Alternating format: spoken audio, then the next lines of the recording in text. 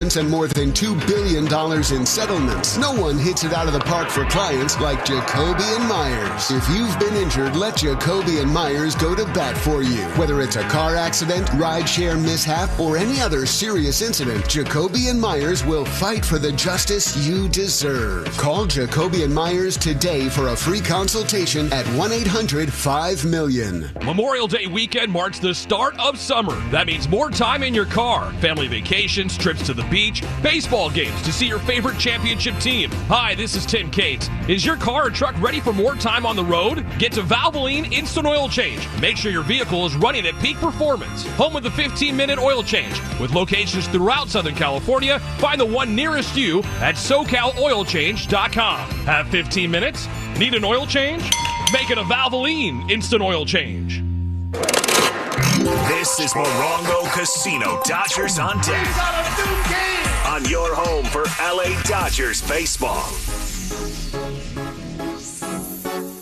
It's the Dodgers and Diamondbacks on Vince Scully bobblehead night out at Dodger Stadium. Jack Dreyer, Brandon fought the pitching matchup. First pitch from Dodger Stadium is coming up at 7:10. Hot dogs here. Not a ball game without a hot dog. Who wants a hot dog? It's time for the Hoffy Magical Moment. It's magical. It was magical. Presented by Hoffy Hot Dogs. Well, the Dodgers taking on the Diamondbacks. We go back to 2017, the NLDS. Dodgers taking on the Diamondbacks in that NLDS. A chance to go to the NLCS in a matchup against the Chicago Cubs. Dodgers won the first two games. In Game 3, could they make it a sweep? Now here's Jansen, 3-2 to Goldschmidt. Here's the pitch. Swung on and missed, strike three. And the Dodgers, who won 104 games this year, more than anybody else, sweep the Arizona Diamondbacks, winning tonight 3-1. Next stop, back home Saturday night for the National League Championship Series. And now they are mobbing Kenley Jansen. Everybody coming out of the dugout. Everybody coming out of the bullpen. The Dodgers are going home. And they're entertaining the NLCS against either the Cubs or the Nationals. It would be the Chicago Cubs, and the Dodgers would beat the Cubbies to advance to the World Series, where they were cheated out of a World Series by the Houston Astros, who cheated during that postseason. This Hoffy Magical Moment brought to you by Hoffy Hot Dogs. Hoffy, SoCal's local treasure for nearly 100 years. Hoffy Hot Dogs, local and so great. When we continue here on Dodgers on Deck, we'll check back in with Jose Mota, as we are leading you up to first pitch on this Monday night. Beautiful night here in Southern California. Dodgers, Diamondbacks, and Tim Case is the world champion Los Angeles Dodgers Audio Network. AM 570. LA's best sports talk. The real home of the Dodgers. For over 35 years, Zenshi has been perfecting the art of handcrafted sushi. Each roll, a masterpiece, is made fresh daily with precision, passion, and a tradition you can taste. Now, experience Zenshi's legendary sushi conveniently located at your local supermarket. Perfect for when you need a quality meal on the go. Lunch, dinner, a ball game? Grab Zenshi handcrafted sushi and enjoy exceptional flavor in every bite. Zenshi handcrafted sushi. Fast, fresh, and easy. Pick up today at Ralph's and other local supermarkets near the deli counter. Preset. Save. We're already a preset in your car, I assume. Preset number one, never a doubt. Well, we've taken that concept of you pledging your undying loyalty to us. I demand absolute allegiance, no exception. And we've brought it to the iHeartRadio app. Simply click the button labeled Preset. From that point forward, our station gets anchored to the top of your app. AM 570 LA Sports added. LA's best sports talk. On air at AM 570, online on the iHeartRadio app. Protect your home and property now. Start at the house and work your way out. Harden your home with fire-resistant upgrades to better protect it from the threat of wildfire. Create defensible space by clearing away dead vegetation within 100 feet of your home. Pay special attention to the first 5 feet surrounding your home and other structures on your property. Learn more from CAL FIRE on what it means to be ready at readyforwildfire.org.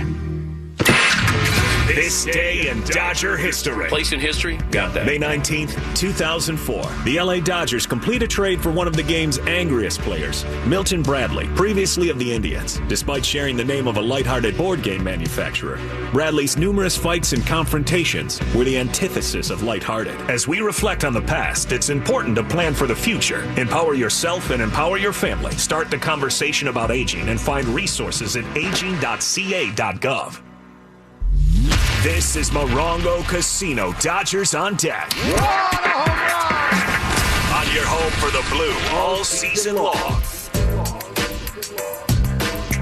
It's the Dodgers and the Diamondbacks. Start of a 3-game set. Dodgers fresh off getting swept by the Anaheim Angels. Jack Dreyer, opener. Brandon Pfaadt, who the Dodgers saw just a few weeks ago in Arizona. He'll get the start for the Snakes. First pitch coming up at 7:10. We head back out to the Ravine, though. Jose Mota, David Vassegh, guys. All right, Jose, the Dodgers are turning the page after being swept by the Angels here at Dodger Stadium for the first time since 2010. Not an easy task against the team that gives the Dodgers all they can handle. Listen, it seems like for the Dodgers and the D-backs, the lesser names, and I'm not disrespecting anybody, seems to get the headlines. Perdomo, Moreno, and company. Then you got Suarez, you got Carroll, but you got to be careful with those guys too. And the good thing about baseball is you have today to take care of. Yesterday, you can't do anything about it. Dodgers still playing good baseball here at home, but I want to see some zeros. I want to see at least 2 zeros in each one of these games in the first 2 innings, so the offense has a chance to not have to look up and go, here we go again. How big is that, Jose? Just even in the first inning, Jack Dreyer is going to open today for him to hold the Diamondbacks scoreless in that first inning. It's important because, obviously, Torey Lovullo is going to counteract him. He did by moving some pieces around to the bottom of the order, not thinking that Jack Dreyer is going to get to it. But Jack Dreyer can be very economical, too. And he can go out there in 10 pitches, 12 pitches, and maybe give Dave Roberts the option to go a couple of innings. Here's a couple things I like about him. This guy at 26, obviously he knows how to pitch and how to command, but he's got the ability to go out there and use a breaking ball early in counts in the outer half to have guys then look for that. And it's like a slur, right, that steals a strike away from right-handers. But then he's got the sweep out, the slider, sweeper, wipeout pitch down and in by the righties that really makes it more neutralized. But he throws strikes, he fills his zone, and he's got a very good pace. I love the fact that he does not allow guys to get very comfortable. I think back to the beginning of spring training. You saw Kasperius and Dreyer becoming guys that may make this team, but did you ever envision them being as big of a contributor as Jack Dreyer and Ben Kasperius have become? I'll be lying to you if I said yes. I mean, it's almost like when guys like that make the team, it's like, where do I hide them and where do I put them where it's like, no leverage, or maybe against certain parts of the lineup, or maybe with the score open, yes or no. But these guys have proven that by necessity and by need and desperation, the Dodgers have had to use them in those spots. And what better to find out early in their careers, Dave, and earlier in the year, that these guys are going to go out there and not be scared by the moment.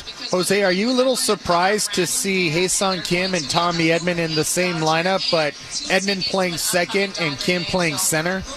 At this stage, no, because of the ankle situation with Tommy Edman. The collision yesterday, we don't know what he did to his ankle, too.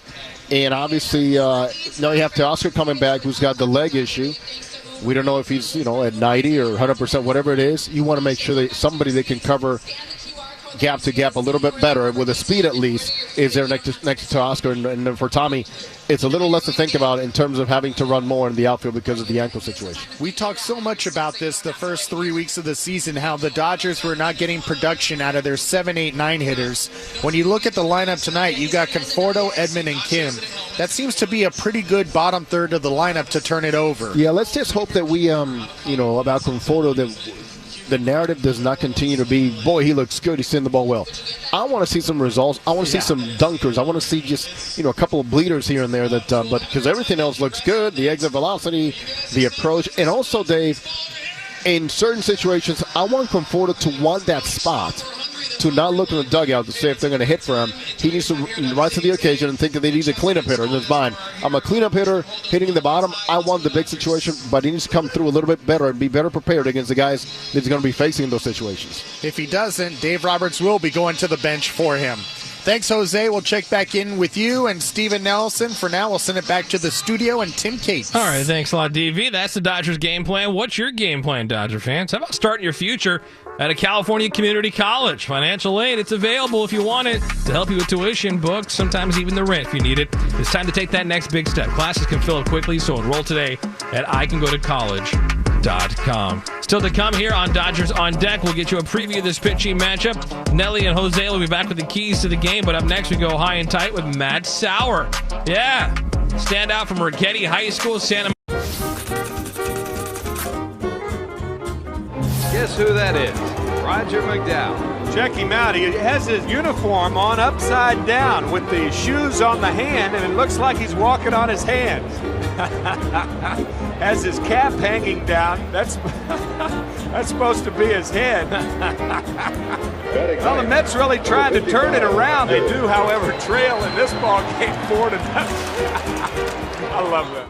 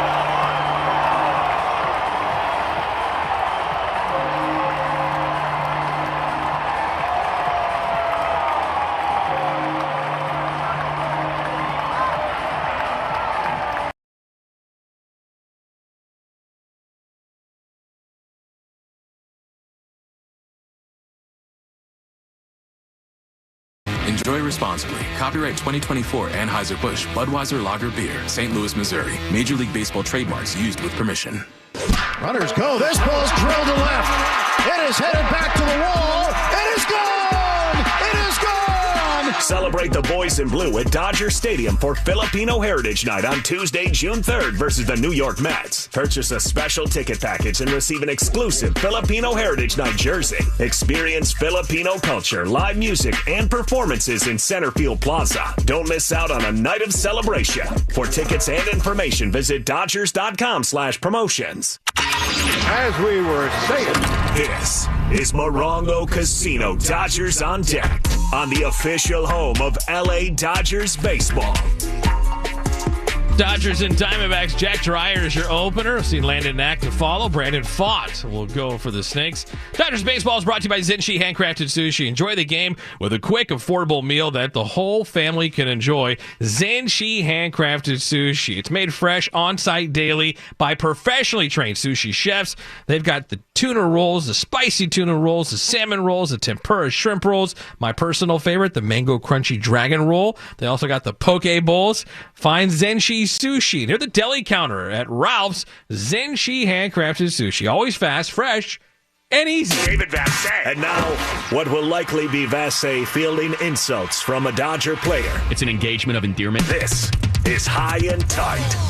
We're in the Dodger clubhouse right now in the high rent district. Whenever you're next to Blake Trinan's locker, you know it's high rent district. And we're joined right now by the man, Whiskey Sour, Sweet and Sour, Matt Sauer. Thanks a lot for the time. Yeah, thank you. So what is it like being locker mates with Blake Treinen? You know, he has a lot of rules. He wants a lot of structure. So what's it like? Oh, it's awesome. But Blake's the man. Obviously, having a sitting right next to a vet is always good. You get to pick his mind and see how he goes about his day every day. Don't be concerned. He's playing that little finger soccer game over there. He can't hear what you're going to say. So full disclosure here about Blake Treinen as a locker mate, because as you could see, the gloves perfectly placed, the hats perfectly placed, while yours, same thing. Yeah, no, I mean, I'd say we got a pretty clean corner over here. I'm not going to badmouth his side. Neither of us crossed the center line, so we're doing good. Is there a delineation here? I mean, we all want to know the dynamics of being this close to another teammate. What is the line here? I mean, I think his line goes a little onto my side, but I'm not going to go over onto his side. So you feel like he can encroach on your side of the locker, but because of him being the decorated reliever and veteran that he is, you know, you have to respect the wall. 100%. So you're kind of hugging the wall. That's okay. That's all right. Matt Sauer is our guest. What a ride it's been for you since the beginning of spring training. Have you been able to take inventory of where you started and how much the Dodgers have relied upon you early on? Yeah, for sure. I mean, obviously signed here because I thought the pitching development was, you know, the top of the top, and, you know, I think it's shown in the brief stint that I've been up here so far. And I think just within the last, 3 months of being with this org, my pitching has gone to way new heights, and I really enjoy being here. You developed a cut fastball. Where did you start to develop that cut fastball? It was actually Ryan Denick during spring training came up with the idea, because I already, my four seam I already cut a little bit. So he said, why don't we just lean into, actually cutting it, throwing a cutter with it. And the first day I threw it in a bullpen, I was like, yeah, I love this pitch, and it just took off from there. It was a really easy pitch for me to learn, and I've just been riding it. A lot of right-handers use that pitch to be effective against lefties. Is that the thought behind yours? 100%, yeah. Throughout my whole career, I've always been, good splits against righties. Always had a little more issues getting lefties.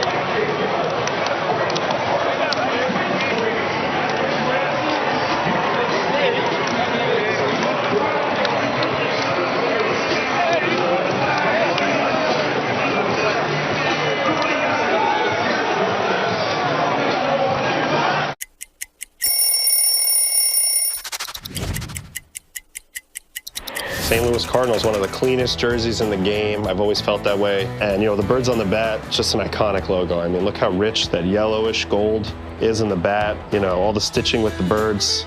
I've just always thought it's one of the best looks in the game. 35 is the number I wore in my Major League debut. I actually think this might be the jersey from my Major League debut. So that was 2010, May 29th.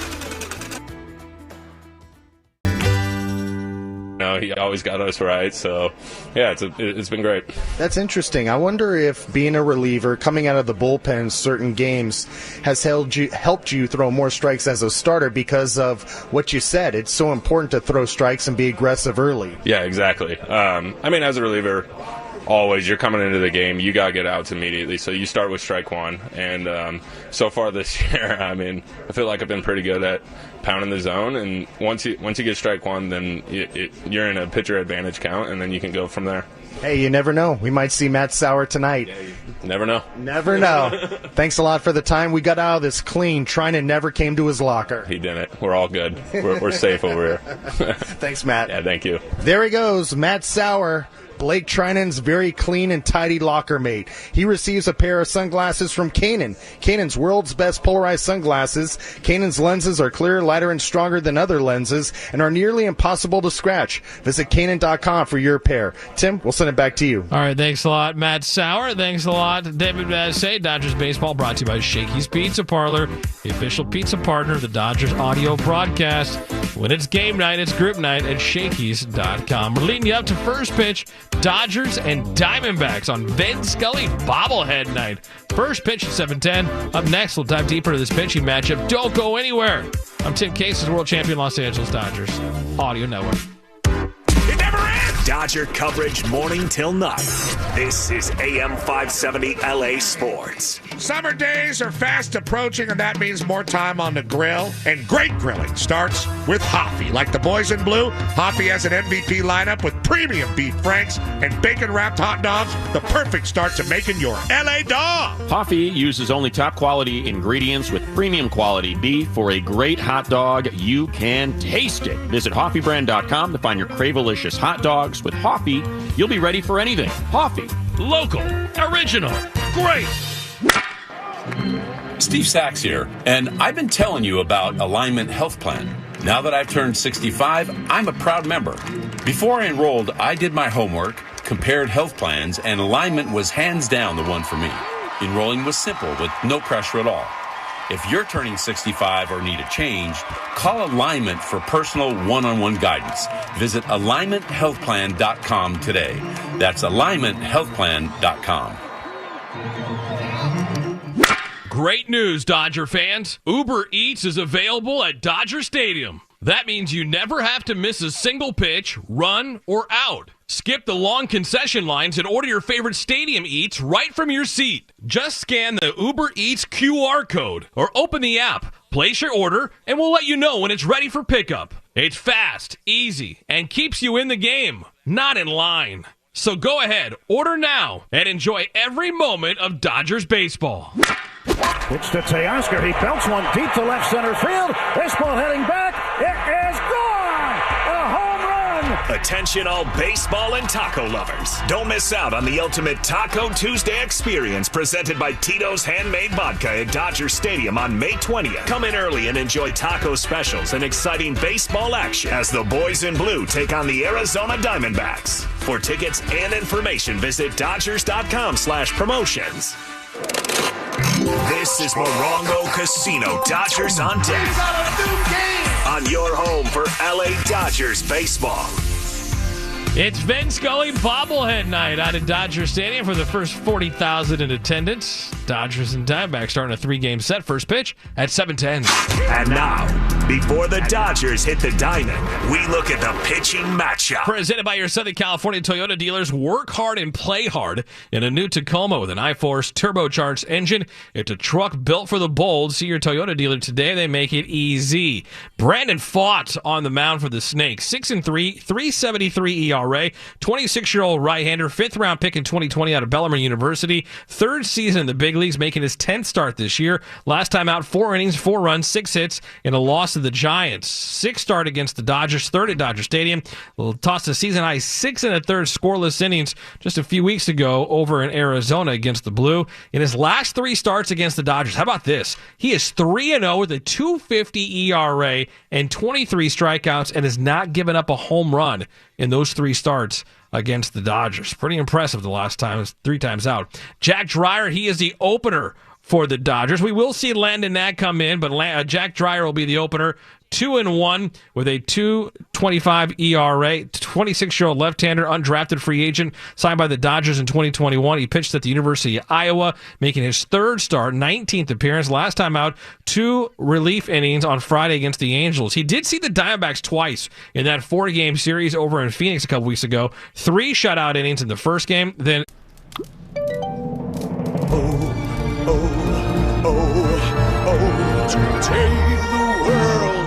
Celebra tú también con Betcris.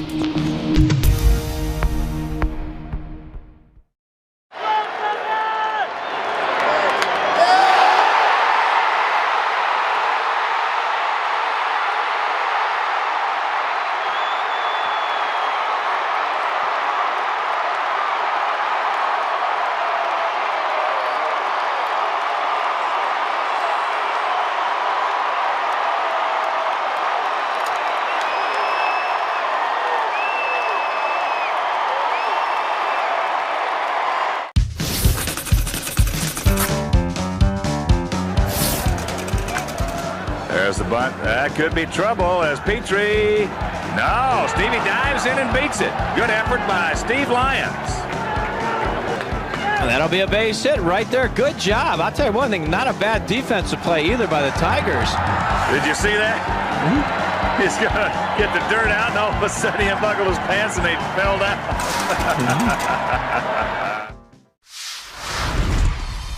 We play in Toronto. Guerrero sends over some good stuff for the guys, so when we play in Toronto, I definitely dive into that. You gotta be careful with Vladdy, bro, because a Dominican breakfast will put you to sleep, bro. ¿Cómo está sonando la comida dominicana ya? La comida dominicana ya no sé cómo está sonando, porque obviamente mi esposa me cocina. O sea, hay restaurantes, pero no voy a comer comida latina.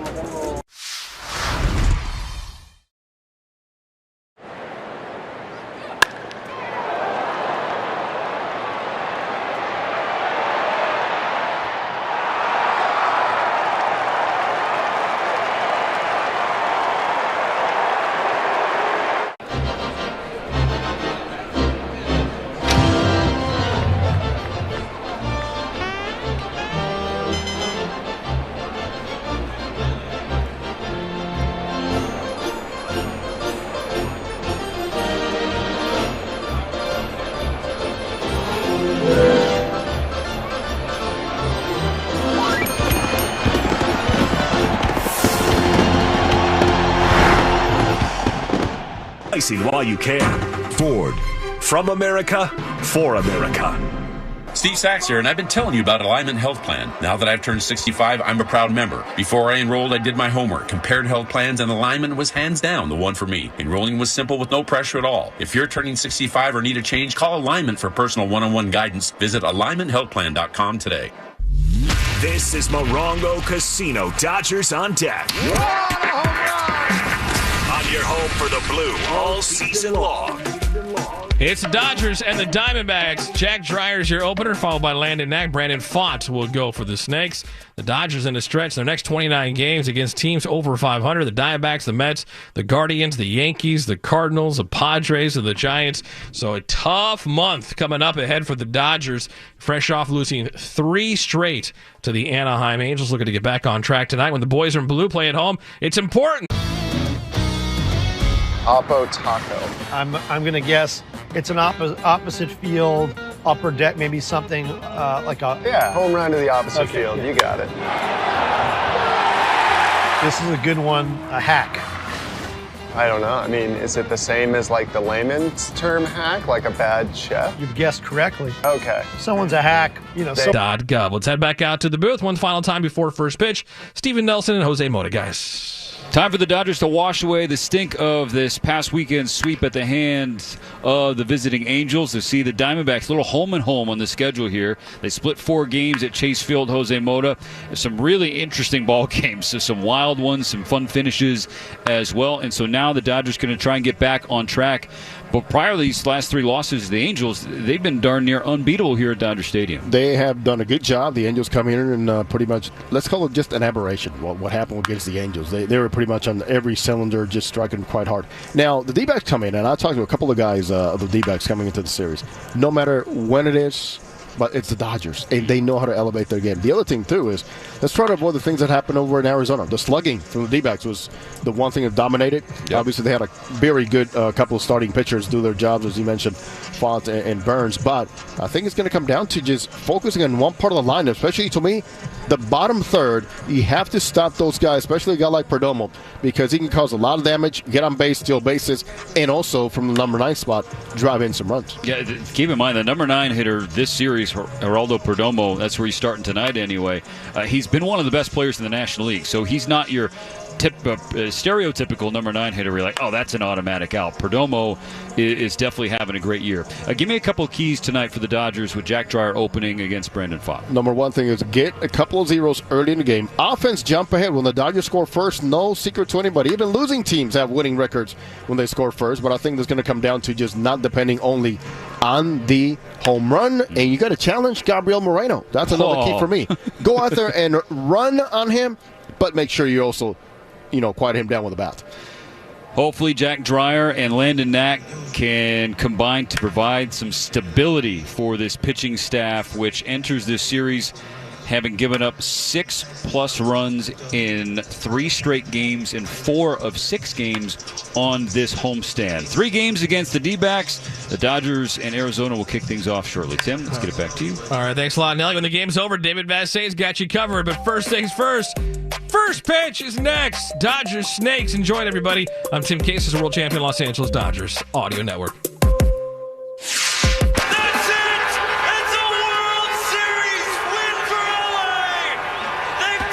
World champions once again, my friend. World Series champion Los Angeles Dodgers. This is just the beginning of this team's title window. Get out the way, get out the way, get out the way. Yeah. This has been Morongo Casino. Dodgers on deck on the world champion Dodgers Audio Network. You either with me or against me, though. Living out their dream.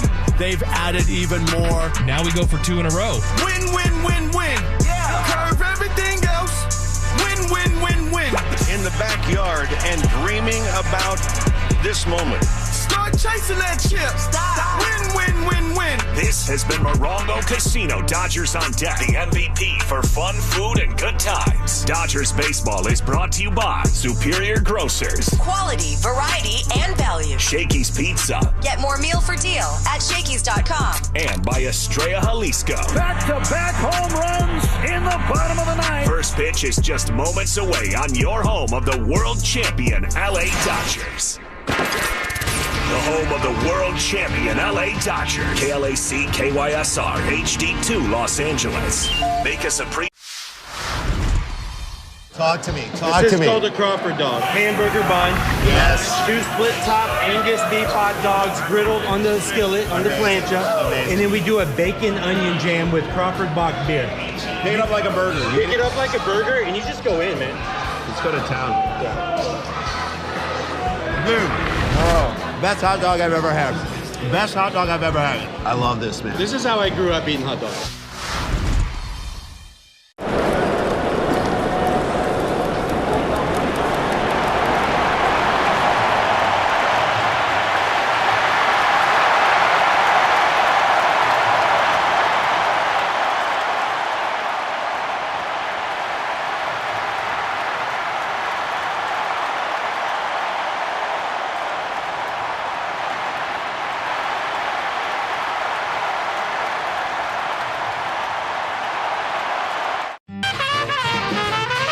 Wherever you may be and however you may be listening, it's a new day at Dodger Stadium, and we are so lucky to be here with you for it. Alongside my dear friend Jose Mota, I'm Steven Nelson.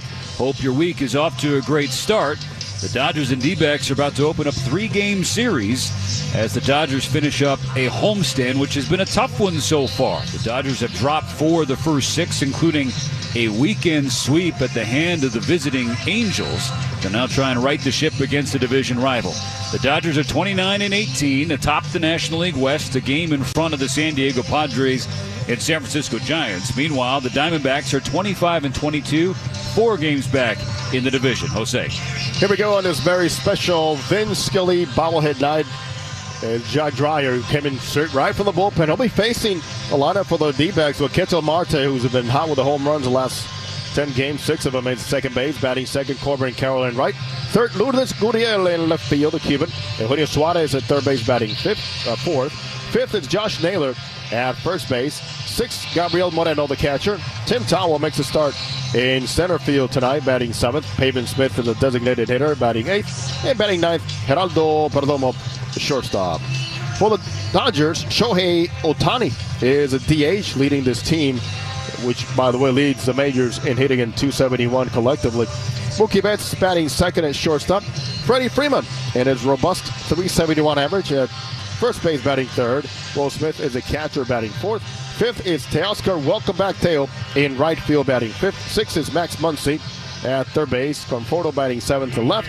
Tommy Edman makes a start tonight at second base. And Hyun-Sung Kim in center field will bat ninth. The Dodgers will be facing Brandon Pfaadt. All set. Here's Ketel, and also here's Steven. Thank you, Jose. The Dodgers in their home whites. The Diamondbacks in their visiting gray pants, black tops with red jersey numbers. A switch hitting Ketel Marte from the right side against the lefty Dreyer. First pitch is on the way and in there. A fastball at 93, strike one. First pitch at 7:10, 70 degrees here at Dodger Stadium. Tonight's Time and Temp brought to you by Bank of America, the official bank of the Los Angeles Dodgers. Here's the 0-1. And that is slashed the other way. An opposite field base hit for Ketel Marte. Was a finalist for MVP in the National League last year, and he always seems to hit the Dodgers well, and he's aboard with the leadoff base hit. Nice job getting on top for Ketel Marte, who after the injury to one of his legs is just finally, as we would say, getting his legs back, and the hitting has become just as hot.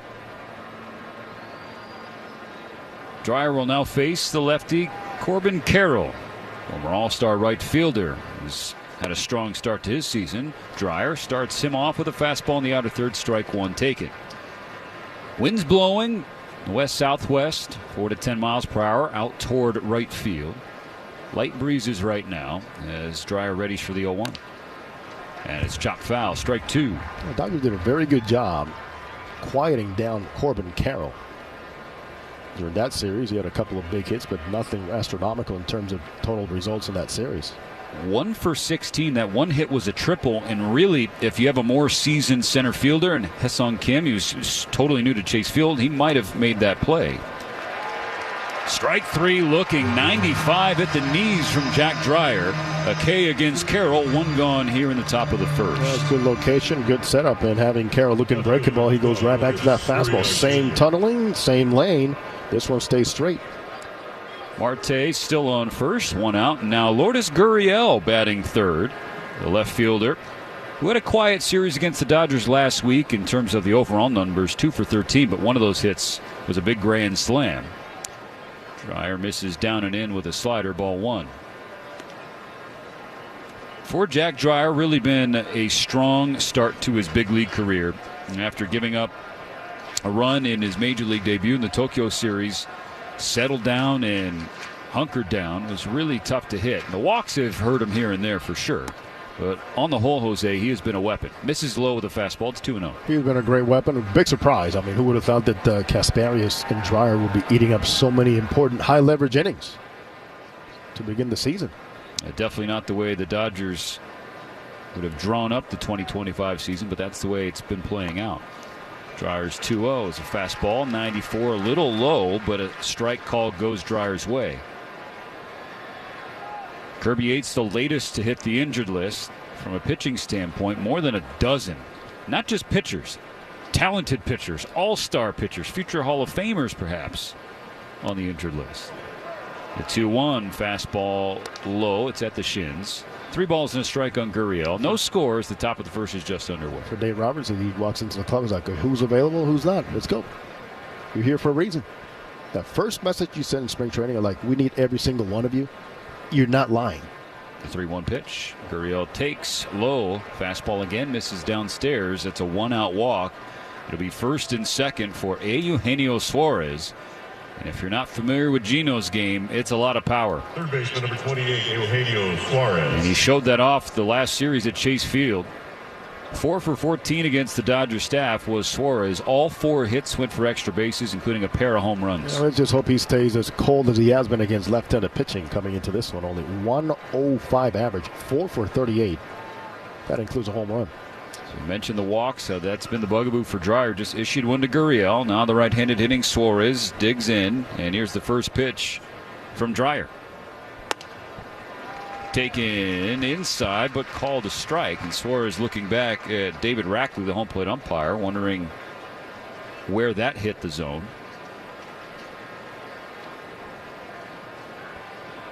First and second, 1 out in the first, no score. Dreyer looks back at Marte. Comes home to Suarez.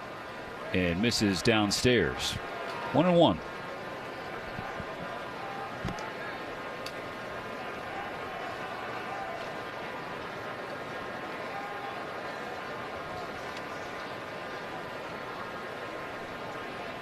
Jack Dreyer takes a deep breath on the mound. Has that closed stance, right foot in front of his left. On the third base side of the rubber. He deals. And Suarez pops it in the air to center field. Haesung Kim. They lost it in the twilight, and Teoscar Hernandez comes over, and he can't make the catch. So the ball drops. So Marte's going to come around to score. Going from first to third is Gurriel, and Suarez ends up on second. Kim was nowhere near where the ball was, and I see nobody in the infield pointing, and Teoscar had to hustle out, and at the last minute he just did not have himself tracked well, thinking that it's going to be caught by the center fielder. So we referenced Kim being inexperienced in center field, how that was on display in Arizona. Here at Dodger Stadium, it gives the Diamondbacks their first run. And experience will tell you, just open your arms, let somebody know that you cannot see the baseball. Communicate. Yes. Second and third, only one out. First pitch, ball one on Josh Naylor. Oh, that should have been out number 2. Runners on first and second, no score. So, Jose, you talked about in the pregame, you wanted to zero up in the top of the first because they couldn't do it against the Angels, and they didn't do it here tonight. Seems like every circumstance has found the Dodgers the last 4 games now to have runs scored against them in the first inning. Foul ball rolls along the first base side, 1-1. They scored that a double for Suarez. It's one of those balls in the air that language has no barriers whatsoever. It's about your body language. You have to just tell somebody, I need help. 1-1 from Dreyer. Naylor swings and pops it to the left side. It'll drift out of play, foul for a strike.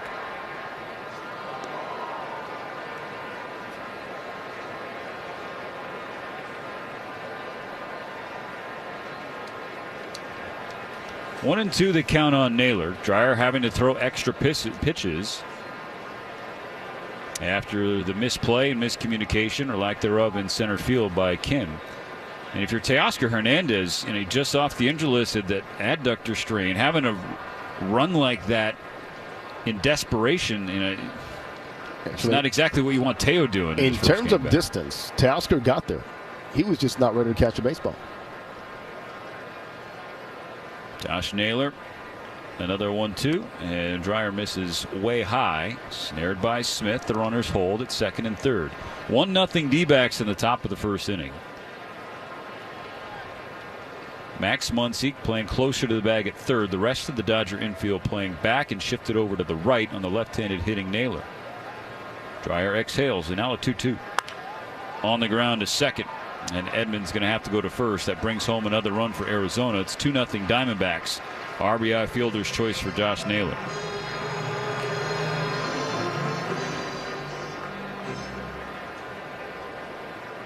Also advancing on that play was Suarez. He's now at third base with 2 down. Into the 6th spot of the order, and someone who has quickly ascended to the status of Dodger killer in the young backstop, Gabriel Moreno. Grand slam against Yoshi. First pitch from Dreyer, fastball upstairs, 1-0.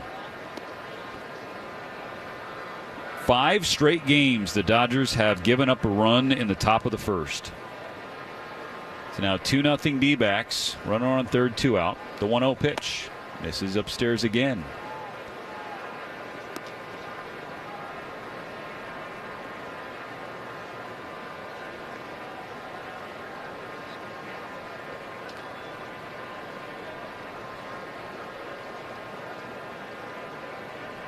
The pitch from Dreyer. Swing and a miss. Strike one. Good slider. Got him to swing over the top of it. Anytime you have to see a guy work so hard for an extra out, or you give an additional out, then you're in a situation like this. When you're hoping to get another inning out of him, yep, that adds more pitches, obviously, and just starts reducing those possibilities. 2-1. Swing and a miss. Strike 2. Put another slider by him. This was more elevated. The previous one dropped below the zone. This one at the very top of it. Square count, 2-2. Dodgers trailing early once again. 2-0 Arizona in the first. Suarez on third. Nobody holding him there, but relatively short lead. Moreno taps the plate once. Twirls the bat towards Dreyer, who's ready to roll. 23rd pitch of the first inning.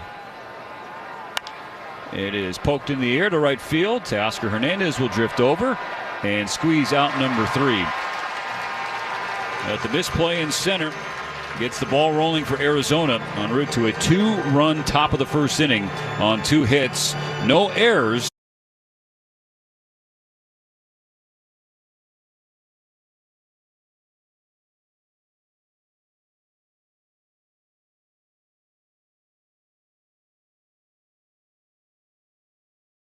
long as 3 innings in relief. Unfortunately, the defense behind him probably robbed him of more or a longer outing, certainly a more successful one. Carroll turns on a ball down the right field line, hooking toward the pole. It's foul. Just foul. That's a long, loud, and scary strike 2. What a job by Carroll getting on top. And that is pretty much what he's pointing his success for this season to. His hands are higher and you're able to handle that pitch upstairs more. Well, the thing with Landon, for the first 2 years in the big leagues, has been the home run ball. Just too many homers given up. 3-2 pitch, down and in, a leadoff walk. Hey, Dodger fans, skip the line at Dodger Stadium. You can look around the ballpark for the QR code to scan, or you could just order with the Uber Eats app from your seat and enjoy every pitch, run, and out. The Diamondbacks enjoy a 3-0 lead. They have the leadoff batter on in the third, and now Lourdes Gurriel, who drew the first walk of the game, steps in.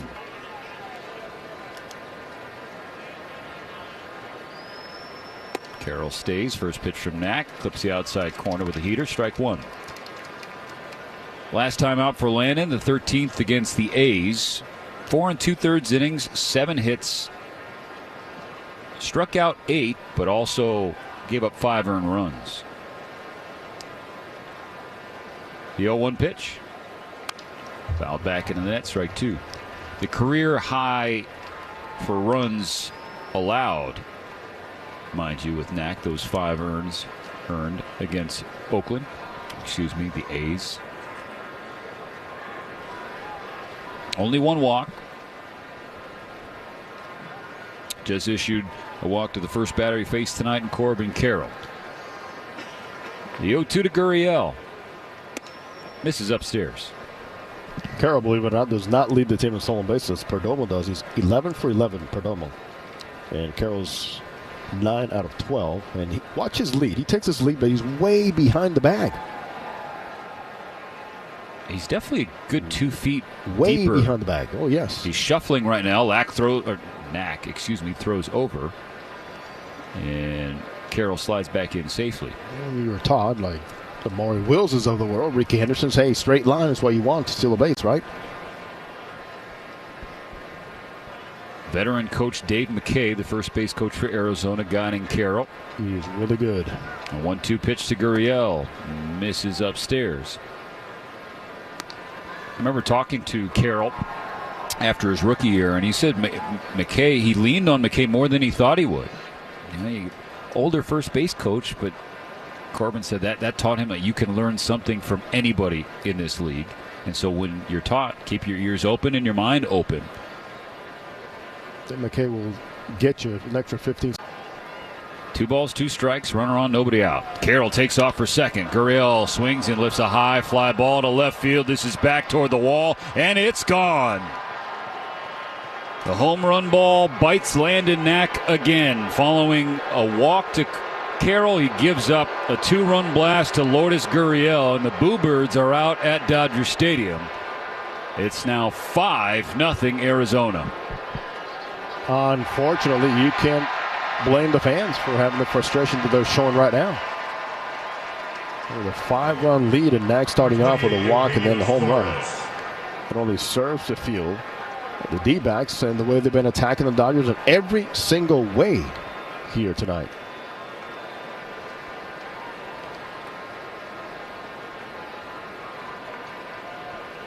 Still nobody out.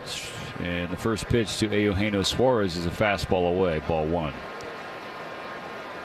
Dodgers in a 5-0 hole as the D-backs have scored in each of the first 3 innings. Pitch goes up and in on Suarez, ball 2. Every fastball he's missed with has been high, and the off speed right now is just not there. 13 pitches thrown, no outs recorded yet for Knack, and he's behind Suarez, the cleanup batter, 2-0. Gorgeous day, gorgeous evening at Dodger Stadium. Ugly start to this one in a number of facets. Knack pulls a fastball low and away. That's ball 3.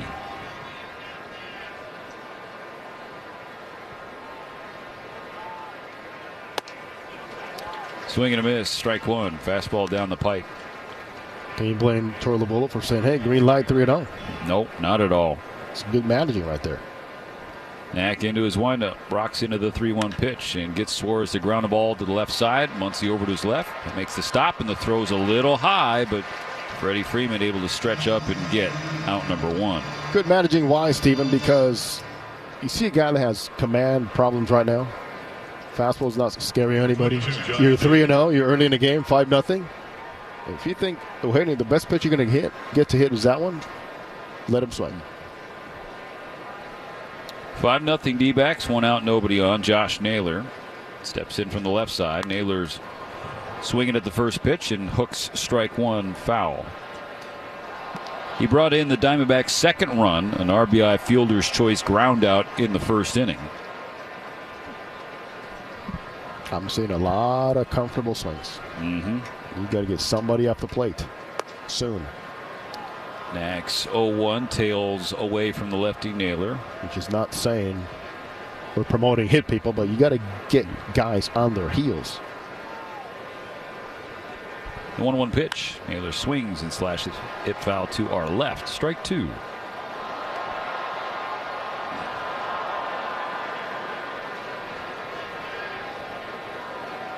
Naylor asked for time. He's granted it.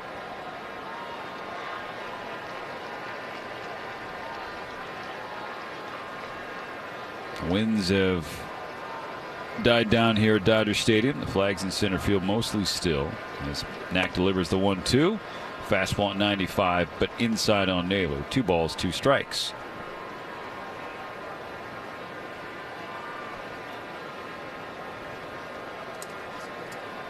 Two. And Naylor goes the other way. An opposite field base hit, drops in front of Michael Conforto. A 1-out single for Arizona. Shop the new Dodgers World Series Champion Gold Collection at MLBshop.com. Embellished with gold accents and scripts. Get the gear that celebrates the glory of last season's journey. Now Gabriel Moreno, a young catcher who is 0 for 1. He flew out to right field. Finished the first inning. D-backs 5, Dodgers nothing. Top of the third, 1-on, 1-out. Pitch.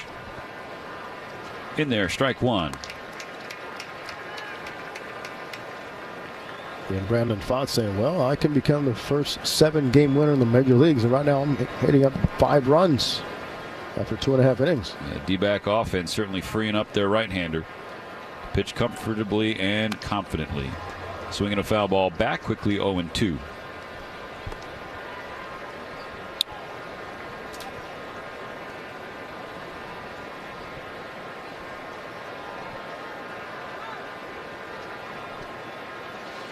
But 0-2 is how it started to Gurriel. And then eventually Gurriel had the count even 2-2 before hammering a slider out of the park to left field. 0-2 pitch, down and away, ball one. Putting guys away has been an issue for Landon Knack. With 2 strikes this year, just has had a tough time hitting that 3rd strike and getting it out recorded. In cases like this, putting guys away sometimes could be just get a ground ball. Where's your ground ball pitch? A 1-2. It's pushed down the right field line. Teoscar Hernandez running into foul ground. He reaches out. He crashes into the wall, and the ball bounces away from him into the seats. And luckily, Teo let up at the end to avoid a harsher collision with the wall. Yeah, and every swing they've had been pretty much waist up, comfortable swings inside the baseball. Nobody has shown even a knack on Landon Knack to roll over because everything's so close to their eyes. 5-0 D-backs. Naylor on first, 1 out. The 1-2 coming to Moreno. After this pickoff attempt is unsuccessful. Naylor runs back to the bag, doesn't have to slide. He can run. He's stolen 8 out of 10. Dodger fans trying to will this team back in it. Let's go. You can do this. Positive Words of affirmation. Moreno unloads left field. No doubt. Halfway up the pavilion. The second two-run home run of the inning for Arizona. Second home run of the season for Moreno. Both have come against the Dodgers. It's 7-0 D-backs.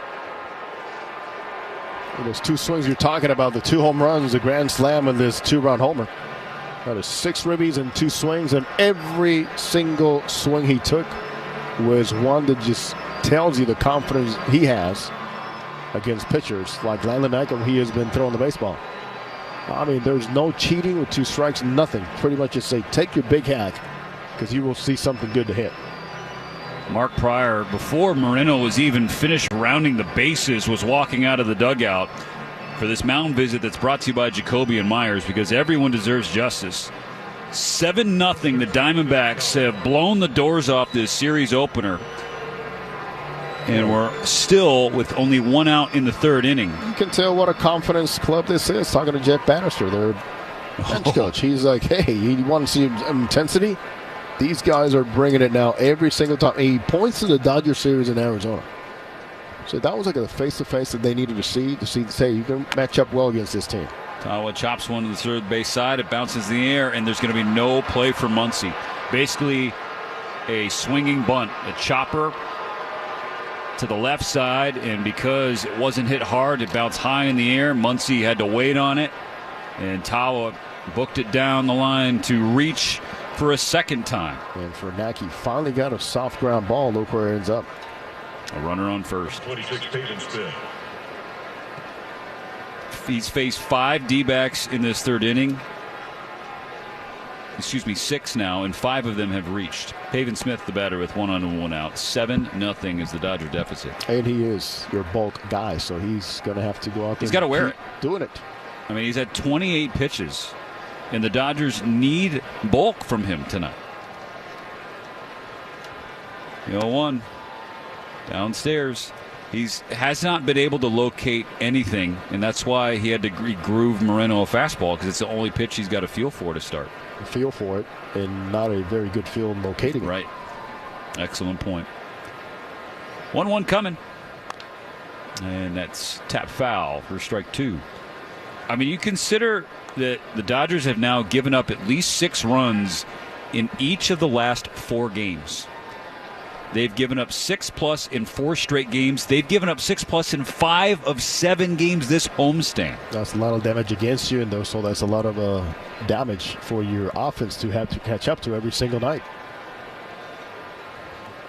1-2, the pitch. Ground ball, right side. Edman twirls and goes to Betts for 1, and they're only going to get 1. Tommy was running in. He spun kind of toward first to then throw back towards second. He took a risk. It was quite close at second base. And Mamuki does a good job at least showing him that side, that back side of the bag with a big target, knowing that your intent is not to turn double play but to get the lead man. So Smith now the runner on first. There are 2 outs in this inning. An inning that can't end soon enough for Landon Knack.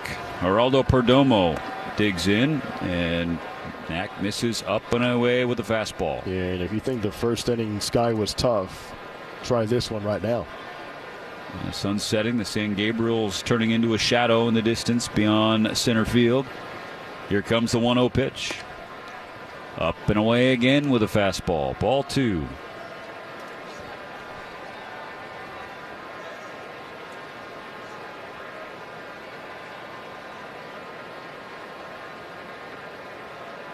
Knack is close to 50-50 ball to strike ratio. Gets worse as he misses downstairs again. Ball 3. 3-0 on Geraldo Perdomo. 2 outs and a runner on first. Nothing that you would consider perhaps sometimes a good pitch has been chased or been attempted to be swung at. The pitch. Perdomo is taking all the way. It's a 4-pitch walk. More boos here at the Ravine.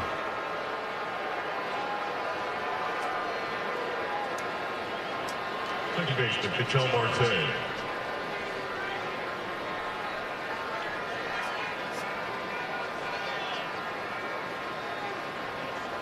Boos and jeers around Dodger Stadium. Lineup turns over, 2-on-2 out. Ketel Marte hacks at the first pitch and pops it straight up on the infield. Muncy calls for it along the third base line, comes in, and he makes the catch. There's that sky you were referencing, Jose. But he catches out number 3, but the Diamondbacks put up a big crooked number. 4 runs on 3 hits, including a pair of 2-run.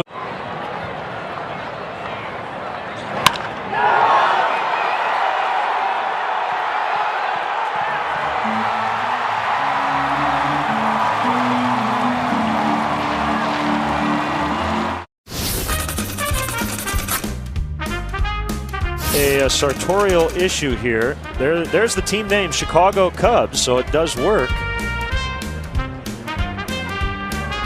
It's got the right color. Yeah, it's gray. Maybe there was something went wrong with his other one. 1-1 to Marte in the air, right to the guy we just showed you.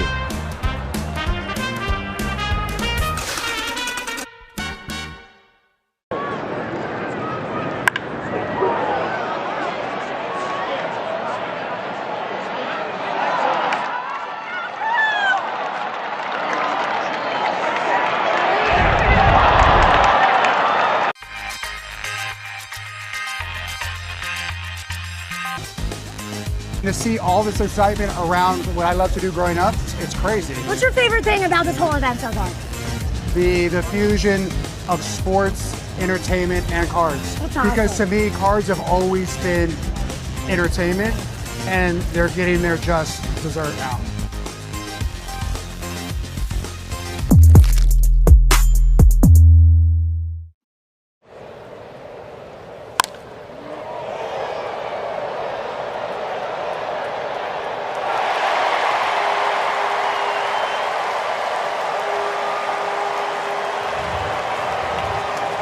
On top of the mountain. On the world champion LA Dodgers Audio Network. Michael Conforto leads off the bottom of the third. The Dodgers are already down 7-0. Brandon Pfaadt's first pitch. Down the middle, strike 1. Conforto's got a 10-game on-base streak, even though he's batting just .171 on the season. The 0-1 pitch. Misses down and in. It'll be Conforto, Edman, and Kim. 7, 8, and 9 for the Dodgers against the right-hander Brandon Pfaadt, who's cruised through the first 2 innings, 6 up, 6 down so far. 1-1. Conforto hits it to the right side. Stopped by Marte at second. He lost the ball, but found it in time to make the play. At AM PM, when the Dodgers steal a base at home, you score a free hot dog and any 12-ounce Slim Coca-Cola. Give them your free feast and the AM PM app, and let's play ball. AM PM, too much good stuff. Good contact by Conforto. Good play by Ketel Marte going to his left. 1 out, nobody on. Tommy Edman is the batter. Second game off the IL for Tommy. Pfaadt's first offering. Taken for a strike. Tommy's first at-bat presented by Edmunds. Get an offer for your car and find your next one. All on Edmunds.com. The 0-1 coming to Tommy. Edman takes breaking ball inside corner. Called the ball. Moreno held it there for a couple of seconds waiting for the strike. David Rackley never gave it to him. Arizona 7, the Dodgers nothing. 1 out, base is clear in the third. And now a 1-1 pitch. Tommy takes again. This is strike 2 at the knees. Last time Pfaadts faced the Dodgers, he was given a 5-0 lead in the first 5 innings, thanks to his catcher with a grand slam. He's got a couple more to work with earlier than in that game. 7-0. Diamondbacks got a pair of 2-run homers in the top of the third inning. One from Gurriel, another from Moreno. Just alluded to. 4 runs in that third inning. Here's the 1-2 pitch. Edman gets out of the way of a fastball inside.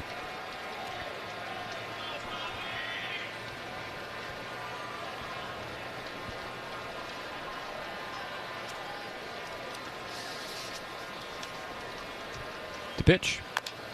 Edman chops it foul to the right side. You know, here's the other thing you have to kind of factor into the equation, Jose, as we talk about the Dodgers getting healthy. Tommy Edman back yesterday, Teoscar Hernandez back tonight. These guys also missed some time, and so they're going to need time to get their timing back, their rhythm, their swing. So it's not fair to expect them to just hit the ground running and have Tommy Edman mash 8 home runs the next 2 weeks. Vaught misses up and away. Ball 3 fills the count. Tommy opted for no rehab assignment, and Teoscar went for 1 game. In that game, he was 0 for 1 with a couple of walks. And you're right. Adjusting your body, the speed of the game, and big league pitching is not easy. Payoff pitch. Edman swings and pops it up. Shallow right field. Everybody going back. Marte at second base is the one who's going to handle it. 2 gone, and we're going to pause 10 seconds for Station ID on the Dodgers Audio Network. The home of the world champion LA Dodgers. KLAC KYSR HD2 Los Angeles. Make us a preset on the free iHeartRadio app. Last of the order, Ha-Seong Kim starting in center field tonight. Had a tough misplay, lost the ball in the top of the first inning that led to a Diamondback run. Now we could start to make up for it at the plate. First pitch from Fott. Fastball in the inner third. Strike 1 called.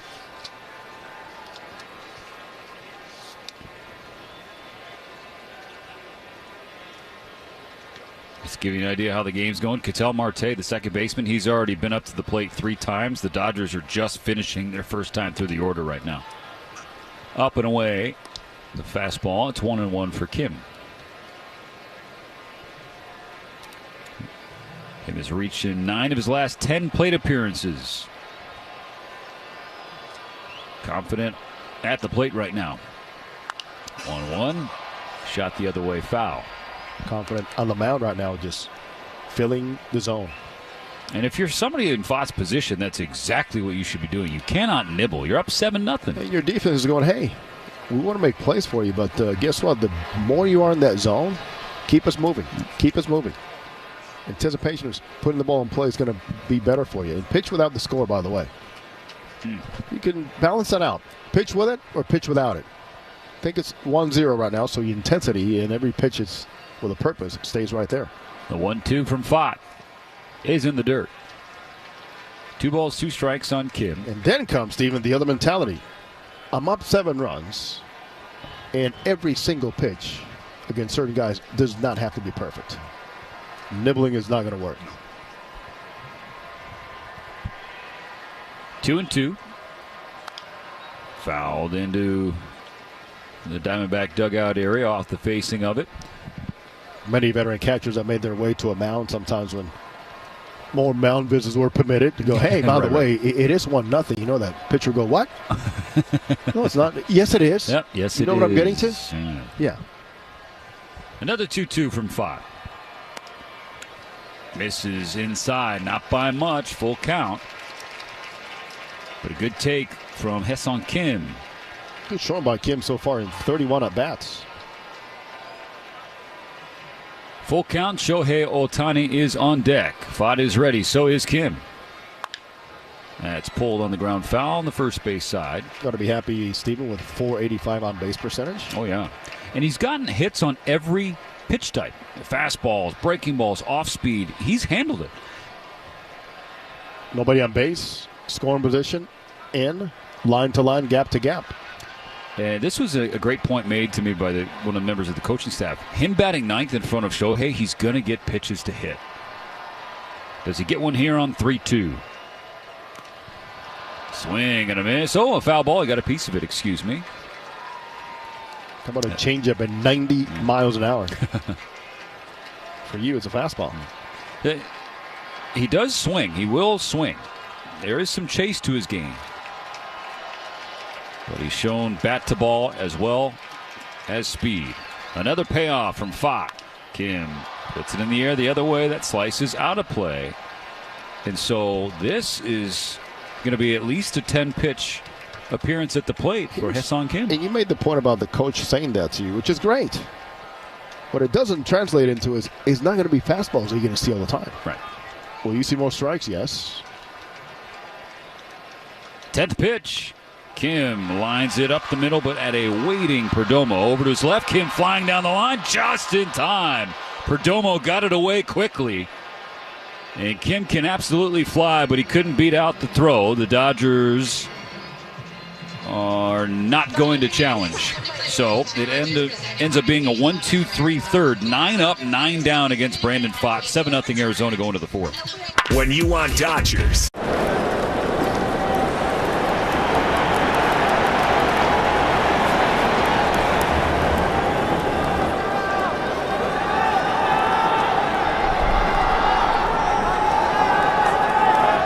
I believe this one's it's a rookie card, I know, but I feel like it's the first card that I ever, like, big league card. Obviously, as a kid, trying to get to the big leagues, the dream of making it. But as a kid that had cards, right, as a kid, this is like seeing your card the first time is pretty cool. So that's pretty powerful when you see that card.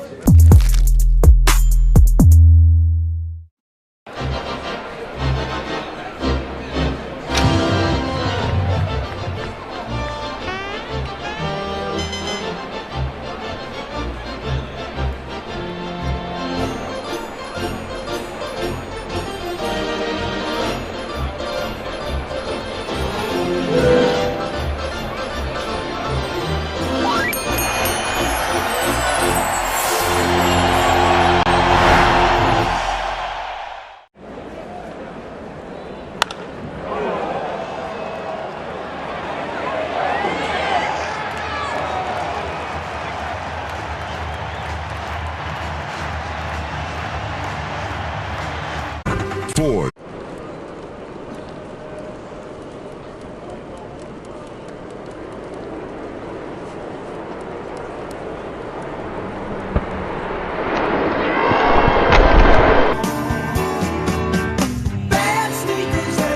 Brandon Pfaadt perfect through 3. The Dodgers as a team anything but perfect in this series opener against Arizona. They trailed the D-backs 7-0. Top of the fourth will start with Corbin Carroll. First pitch swung on and popped back foul.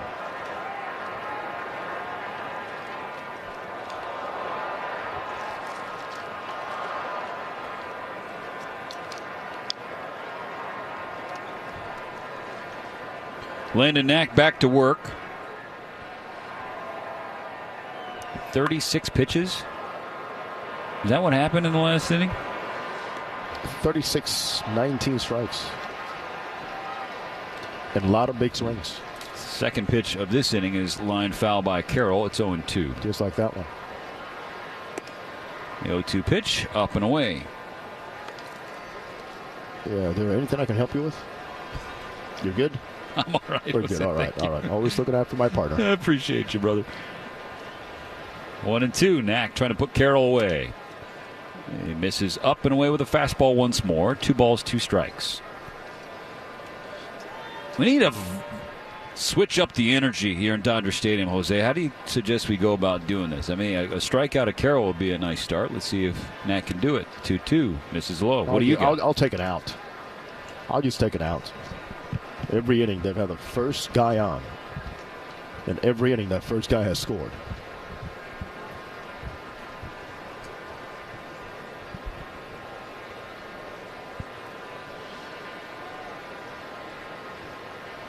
Out number 1, getting the leadoff guy is an area Knack wants to improve upon. It won't happen here. Carroll rips it into the right field corner. He's going to have extra bases.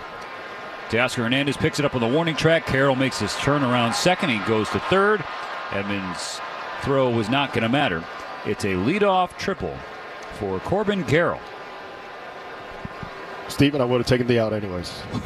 Oh, wow. It didn't work this time.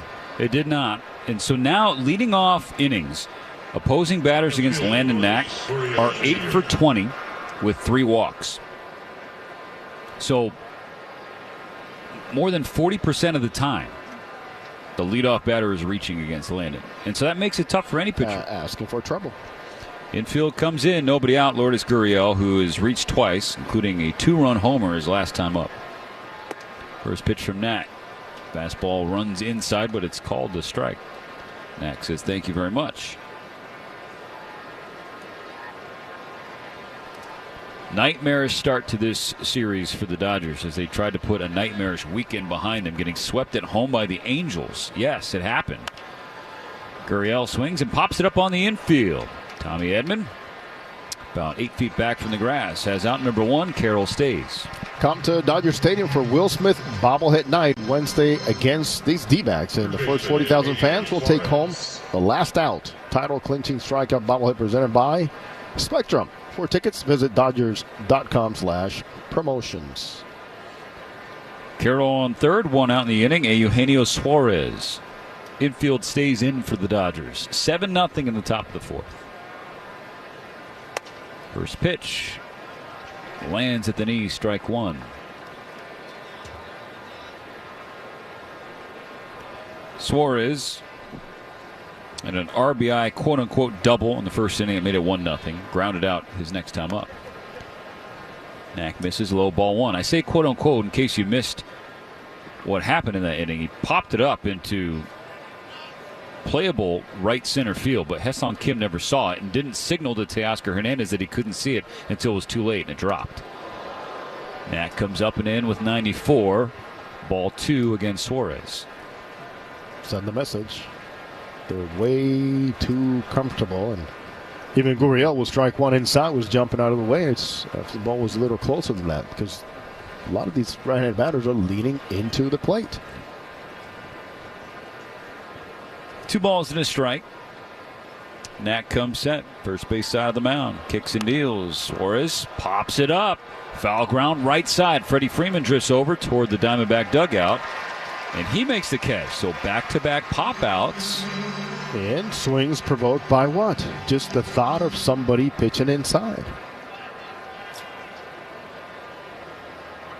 1 more out to get. Josh Naylor, the batter. Naylor 1 for 2. RBI ground out in the first inning. Singled and scored in the third. This is one man that when he's on your team, you absolutely love him. But players that play against him, like this guy's mad as heck. Every day he's mad. First pitch fouled away. And he's not afraid to tell you, I need to be angry to play well. Yes. Yeah. If you didn't know Josh Naylor and you watch his highlights, you're like, that? There are several screws loose up there. But that is the way he has to play. He feels he has to play. It's worked for him this year. He's batting .305. Been an RBI guy. Ground ball to short. Mookie eats it up. Shuffles and throws, and that's out number 3. So Landon Knack works around the leadoff triple. Can that get the ball rolling positively for the Dodgers? In the middle of the 4th, they trail 7.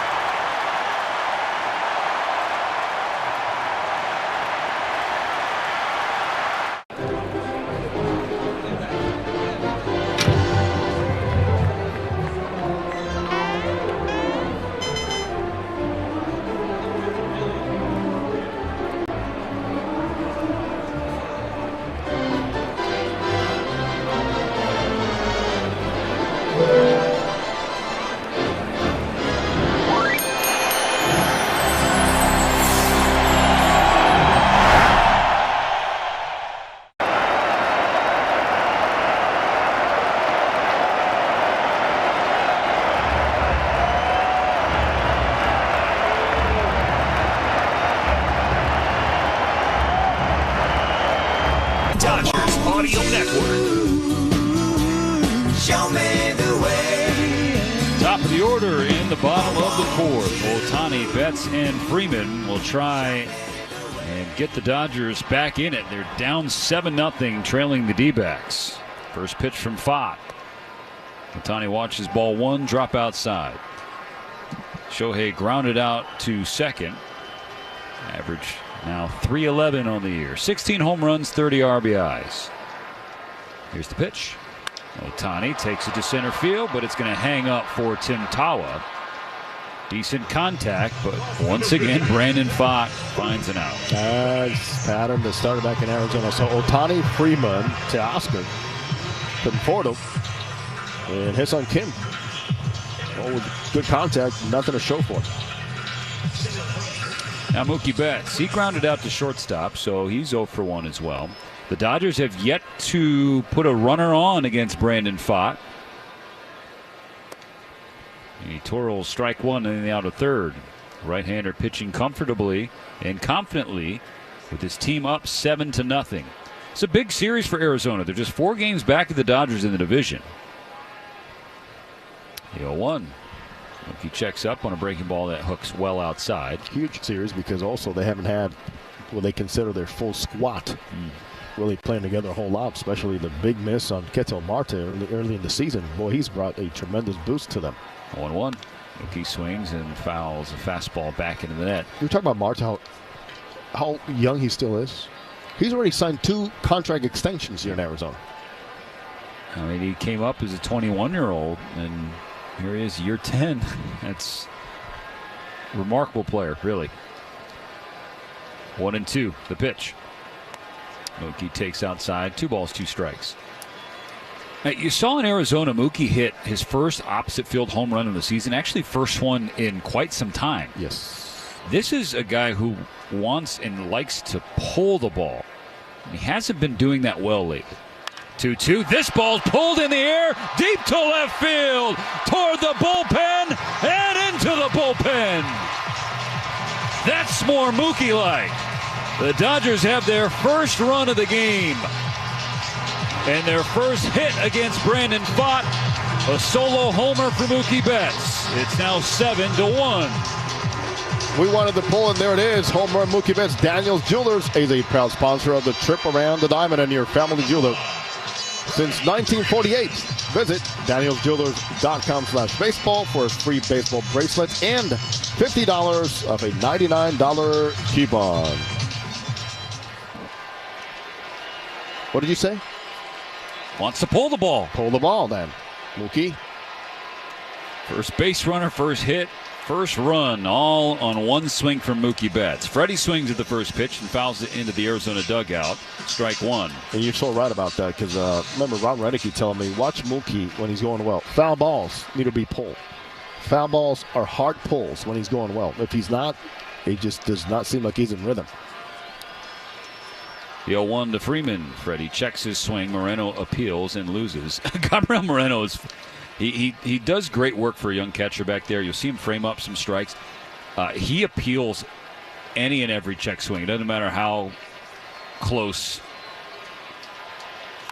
Freddie pushes a fly ball to left field, but right at Gurriel, who waits on it about 20 feet in front of the track. 2 gone. Hey, a message from California Public Health. Teens, you can feel better when you balance your stress with tips and tools made for teens by teens. If you want to learn more, go to takespacetopause.org. 7-1 ball game after Mookie Betts' home run. Will Smith will bat with 2 outs and the bases empty. Will 0 for 1, having grounded out to third. That was when he led off the second inning. Fott's first pitch dives downstairs. Ball 1. So what are you thinking here as an offense? Well, there's a lot of game left, but also now we're going to see it for a second time. Go out there and find something good to hit because he is not shying away from the zone. 0 walks issued so far by Fott.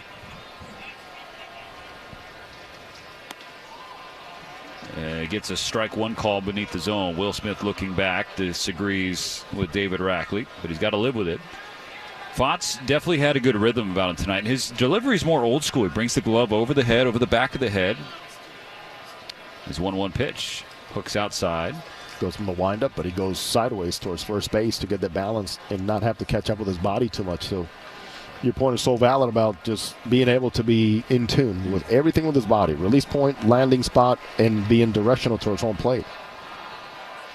2-1 the pitch. Smith watches a fastball hit the outside corner, 2-2. So when you talk about guys repeating mechanics, it's exactly that. Well, I wasn't repeating my mechanics today. What does that do? Well, it causes the ball to go different ways. Throws everything off. Right? If you can repeat it consistently, the ball's going to find good spots. 2-2 pitch. Breaking ball blown away. Moreno didn't mind it. Fills the count against Smith. It's even sometimes finding good spots that don't need to be strikes. If you're told 0-2, 1-2, I want you to miss down and away, mechanically, consistently will get you there more often than not if you are than if you're not. Smith is granted time, takes the helmet off, fixes it. Full count, 2 outs, nobody on in the bottom of the fourth. It's now 7-1. The Dodgers break through against Brandon Pfaadt. Powerful offense. I mean, you got to go out there and get some base runners and make a couple of swings count even more. Payoff pitch, runs inside, ball 4, a 2-out walk for Will Smith, who's now been on base in each of the last 7 games. It is pretty much as hard as it is to see your team down 6 runs and in that dugout, is to tell yourself, we have enough to get this done. Can we score 6 runs? The answer is yes. That's what you got to go out there and tell yourself. Teoscar Hernandez back off the injured list today. James Outman was optioned to AAA to make room for Teo's return. 2 weeks on the IL with an adductor groin strain, and fortunate to be back this soon. I'd like to see Outman go down there and find one approach and stay with it. One. Agreed. He's had success. He's player of the week before he was called up. Player of the week in OKC. Then came back up here and was just swinging at everything. So Teoscar Hernandez will dig in. He's 0 for 1. He flew out to center field in his first appearance at the plate in a couple of weeks. Smith on first, 2 out in the inning. 7-1 the score. The Diamondbacks lead. And opposite field line drive. Carroll back on the warning track. He spins around and makes the catch. Kind of took a suboptimal angle, but he made up for it with some athleticism at the end, turning around toward the right field wall and making the grab to Rob Teoscar. So Smith is stranded. Mookie Betts' home run makes it 7-1.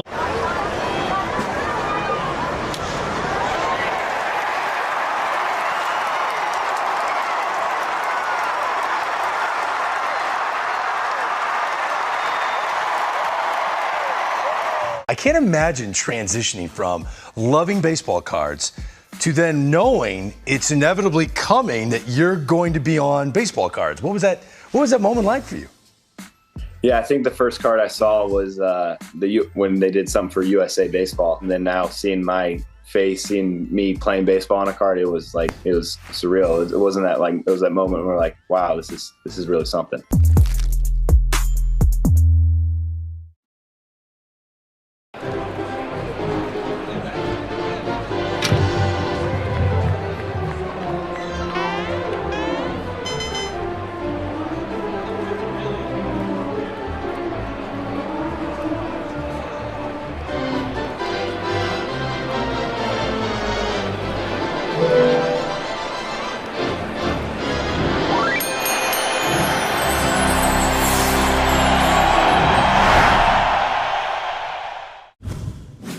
Anytime we can put on these uniforms, the same ones that those guys played before us in the Negro Leagues, it's an honor to put it on and to share this field with them. It's a piece of history, so I mean, to be able to wear it present day is honestly an unreal feeling.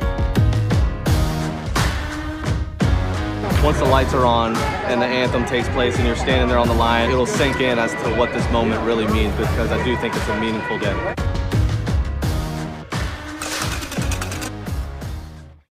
Manuel. Find out more at Yamava.com.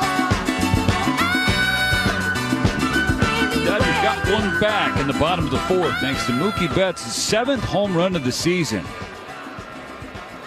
A long home run into the Dodger bullpen in left field off Brandon Pfaadt. It was the first Dodger base runner, first hit of the night. The deficit is now 6. Landon Knack against Gabriel Moreno to start the 5th, and it begins with a strike. And the hope for Knack and the Dodgers, Jose Mota, is that what happened in the 4th inning for Landon, stranding a leadoff triple, can build some confidence for the right-hander. There's strike 2. Can I tell you what built confidence? One strike inside on Gurriel got him jumping off the plate, and one pitch inside on Suarez also got him off the plate to pop up. Jack Dreyer opened the game, pitched the first 2 innings, had some tough luck behind him. Misplays, miscues on defense led to 3 Diamondback runs. Then Nat gave up a pair of 2-run homers in the 3rd. Moreno swats it foul to stay alive. A pitch off the plate. Count remains 0-2. This guy is not getting cheated, especially against Dodger pitching.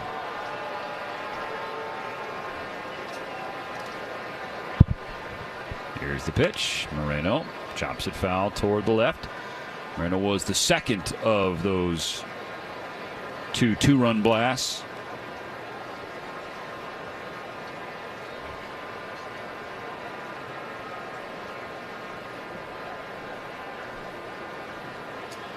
Another 0-2 from Knack. Moreno takes breaking ball outside.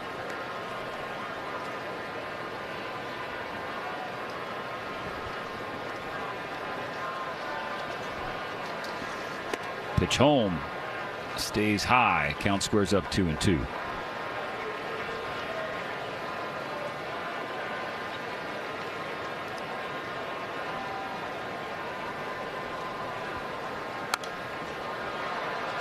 Swinging a foul ball. Knack frustrated that he can't get rid of Moreno. What I can guarantee you is trying to throw harder is not going to get it done. Another 2-2. Swinging another foul ball. It's not going to get it done. Now Smartingham will get it done, but he's seen a lot of good pitches ahead here in 2-2. I should say any of the 2 strike counts. Next pitch from Landon will be his 9th to Gabriel Moreno. And Moreno turns on it, hooks down the left field line. That's going to be foul. That was definitely deep enough to be a home run, but left of the pole.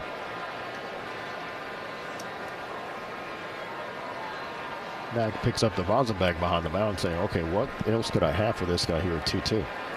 Pitch number 10. Hooks outside. We're full. Landon Knack was scheduled to be the bulk pitcher tonight. You saw yesterday when Tony Gonsolin had his bloody right thumb, Knack actually went up to Dave Roberts in the dugout and said, hey, do you need me to go down there?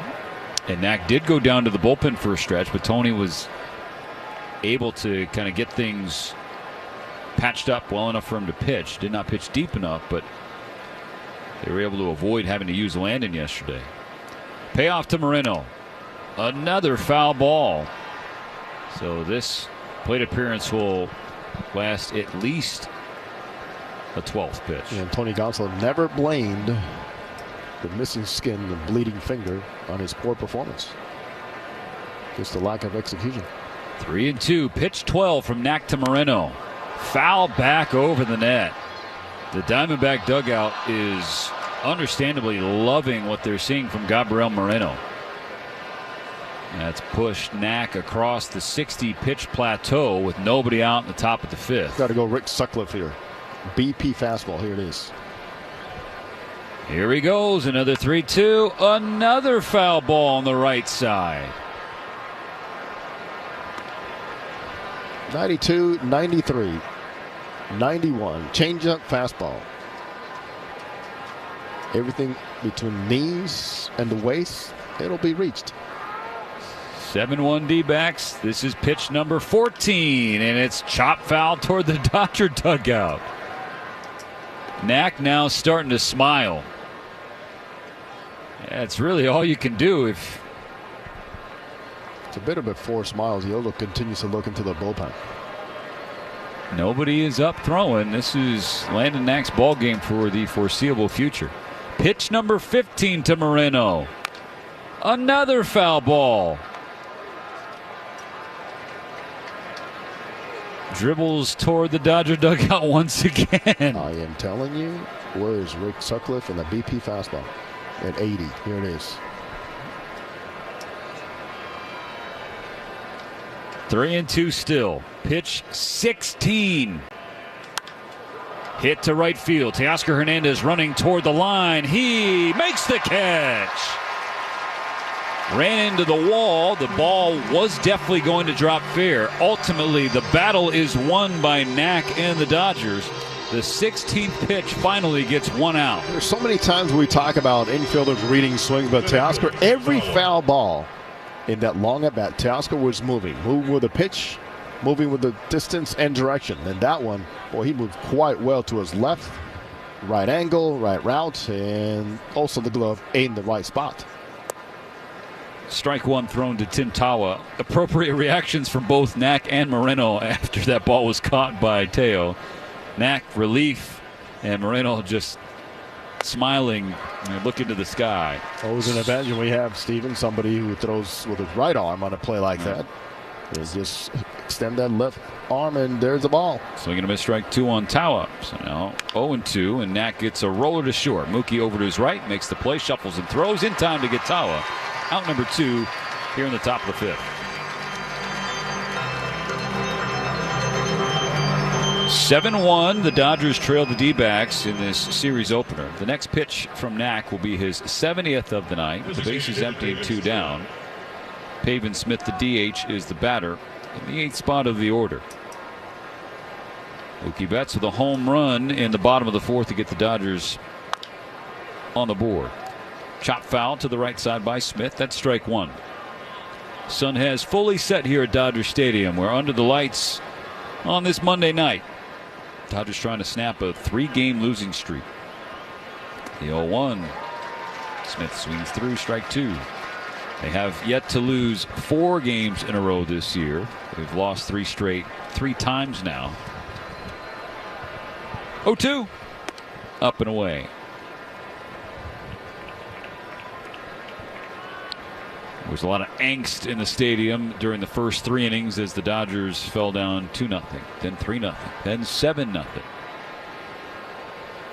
1-2 pitch, and Smith hooks it to right, drops in for a 2-out base hit. So once again, Jose, we see a runner reach against Landon in a 2-strike count. Yeah, because obviously you feel comfortable seeing where the ball's landing. So it's height. I don't care about velocity. You're going to be able to get in the bat to the ball a little bit easier and way more coordinated than when it's not in that zone. 4 2/3 innings, and the Diamondbacks already have 9 hits. Last of the order now, Geraldo Perdomo, sac fly and a walk to his credit tonight. 2 out and a runner on. First pitch swinging in the air to center field. Kim is reading it. He can see this one, and he makes the catch. That no twilight sky like there was in the first inning that gave Kim some troubles. No problems there. Landon Knack works around a 2-out base hit. In the middle of the 5th, it's still 7-1 Arizona. Eric Dickerson here.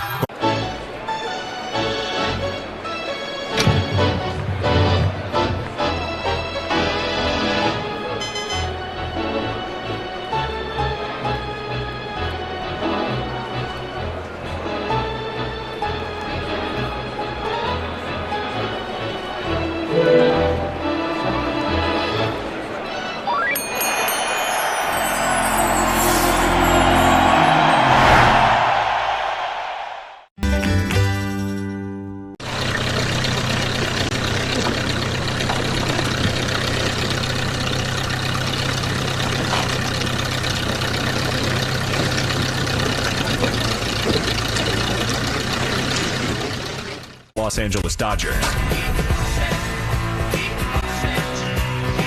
Max Muncy, Michael Conforto, and Tommy Edman are the Dodgers on the docket in the bottom of the 5th. The series opener against Arizona has not started well for the Dodgers, but can they finish it well? It's 7-1, the D-backs lead.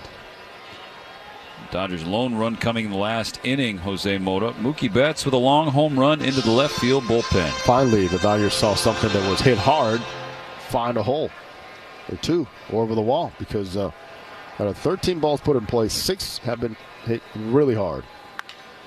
Mookie swings and pulls a roller to second. Marte over to his right, sets his feet and throws. Muncy is retired on 1 pitch here in the 5th. We were celebrating Vince Scully and this very special day. Vince's family around here, many generations. Yeah. On the field today, and the iconic call and the call for the game. Time for Dodger baseball.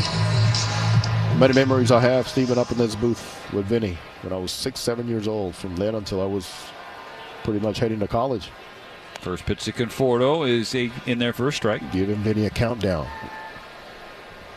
Back from commercial about that. And all I had to do was... You're the stage manager. In 5. That's all they told me to say. Just say in 5 and Vinny knows what's coming. L1 pulled foul along the first base side. Quickly 0-2 on Conforto. I do recall a time when I threw a no-hitter at age 14 in a tournament. So the next day I get to the ballpark and everybody in the family section is like, hey, congratulations on your no-hitter.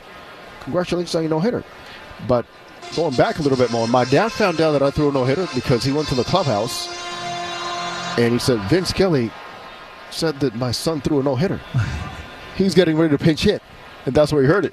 0-2 upstairs on Conforto. Obviously, no texting, no cell phones, nothing else back then, right? So my dad found out that I threw a no-hitter a few hours later because of Vince Kelly as he's stretching to pinch hit. It was terrific. I mean, slash foul over the net by Conforto. Still 1-2. Come back to the ballpark and I'll go, Mr. Scully, thank you very much for what you said. A lot of people congratulated me today. Well, young man, you know, I just have to say the right things. Just like, I enjoyed saying that you threw a no-hitter, son. Conforto slashed it down the left field line. Gurriel after it. It slices foul. Still 1-2. One out, nobody on in the fifth. Steven, that was Vinny. I mean, that. So, hold on. Do you know what your father did in that? No. That AB? Okay. No, because I was stealing the spotlight that time. That's right. It's my time. Jose's night. Yeah, it's my time, Dad. Come on. I throw a no-hitter. Though, happy to report to all of our listeners that we did FaceTime with Mr. Mota yesterday. All smiles. We can't wait to see him back here at Dodger Stadium soon. Still 1-2 on Conforto. The right-hander fought into his windup. Michael takes upstairs, 2-2. You had Vin Scully announce that you threw a no-hitter. That's right. I'll never forget that. But then my family finding out through that.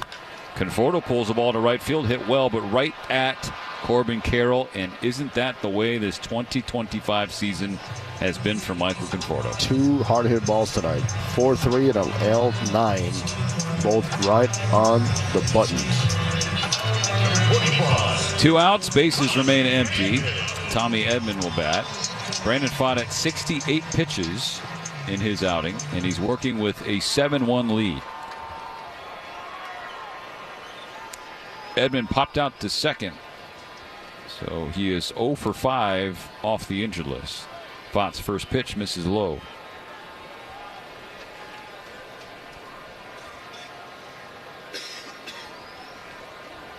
'70th pitch up coming from Pfaadt. A 1-0 to Edman. Tommy has to jump out of the way of a fastball inside. Hey, Stephen, recently we saw Emmett Sheehan throw the ball quite well here against Edman and Teoscar. Right. And triple digits are alive with his arm right now. 2-0 on Tommy. The pitch. Inside ball 3. He was throwing the ball very well. And people need to remember he's on his way back. It wasn't that long ago. Emmett Sheehan, you talk to the front office, they say his fastball is the best pitch in the organization. Wow. The 3-0. Tommy taking all the way, and it's off the plate comfortably, but called a strike. So it's 3-1 instead of ball 4. Consistent misses will lead to consistent misses to become strikes. Yeah, but that's good news on the youngster. Came from Double-A back in 2022. 3-1. The pitch from Pfaadt. Edman swings and chops it foul. Fielded by Chris Woodward with his left bare hand. Woody with another good play this homestand. Gives somebody a souvenir in the Loge level. Full count on Edman. 7-1, the Dodgers trail in the bottom of the 5th. Yeah, Sheehan came back in 23. I correct myself, and he was a nice shot to the arm. Payoff pitch. Chopper foul off of Tommy's foot. Ends up on the infield, fielded by Naylor, but the umps call it off. You know, Brandon Pfaadt, 4 2/3 innings. 8 of 15 balls in play have been hit at least 95 miles per hour. So that qualifies as a hard hit. 0 whiffs, 0 swings and misses.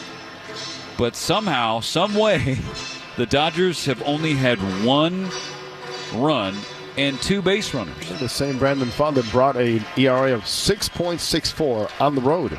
into this start. Another 3-2. And Edman with a soft liner, second base, and Marte goes back and reels it in just beyond the infield. And so that completes a 1-2-3 fifth, 4-5 going on to the sixth inning at Dodger Stadium. It's 7-1 D-backs.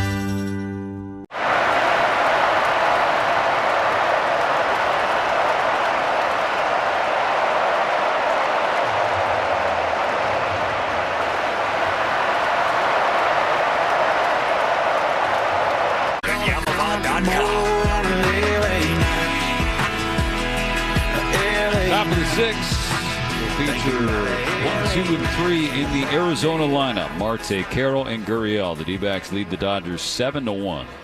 Landon Knack, his first pitch to Ketel Marte is off the plate outside, but called strike one. So the zone has some width to it for David Rackley. Knack at 75 pitches now. 76 is strike two, a fastball dotted on the outside corner. Jack Dreyer pitched the first 2 innings, gave up 2 runs in the first, sac fly in the second.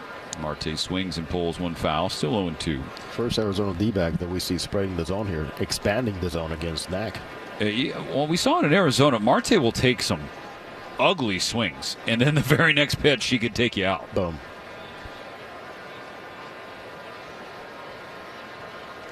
Knack will try again. Another 0-2. Misses low. Landon came in the third inning, walked the leadoff batter Carroll, gave up a 2-run homer to Gurriel, got a ground out, then a base hit, then another home run. So 4 runs and a couple of home runs, a 7-0 deficit. The Dodgers got 1 back thanks to Mookie Betts' home run. Don't be fooled by Marte. I mean, this guy's got 30-plus homer power. Oh, yeah. Finalist for the MVP, and he got started against the Dodgers on that home run surge. He's had 6 in the last 10 games. Another 1-2 pitch, and Marte checks up on a pitch well outside. Count levels out 2-2.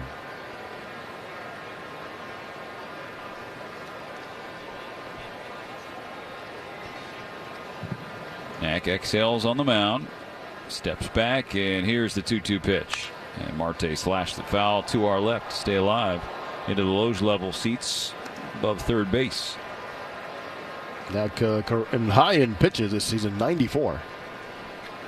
Well, you take that 16 pitch away from Gabriel Moreno. Oh, yeah. He's cruising nicely. That's after a 36 pitch third inning. So it's just that long inning and the long plate appearance, the battle against Moreno have really hurt Knack, and at the same time also figured will hurt the Dodger bullpen at some point. Marte finally down swinging. It's the second strikeout of the game for the Dodgers. 1 gone in the 6th. When I say cruising nice, it just meant not result, but at least length, which is exactly what we're looking for right now.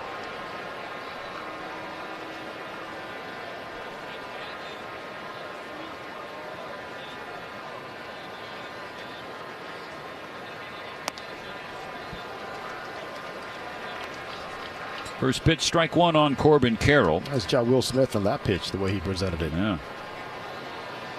Carroll 1 for 2 with a walk, a triple, and a run scored.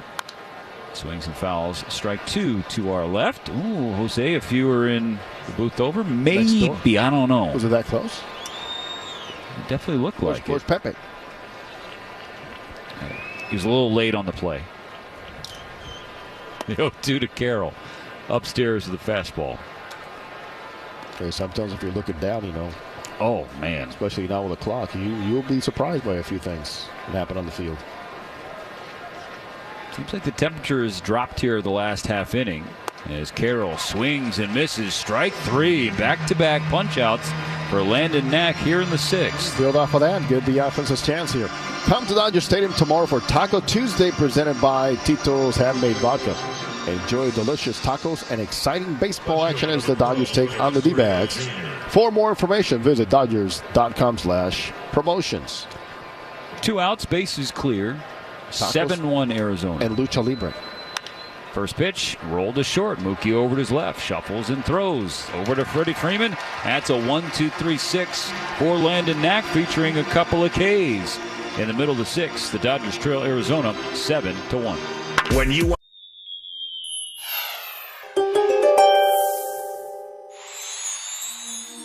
You're champion for your directness in communication, Scorpio, which is going to be highlighted when you notice an uptick in one-on-one conversations with your teammates. Whether it's during practice or catching up over dinner, strengthening your individual bonds will only help you grow stronger as a team.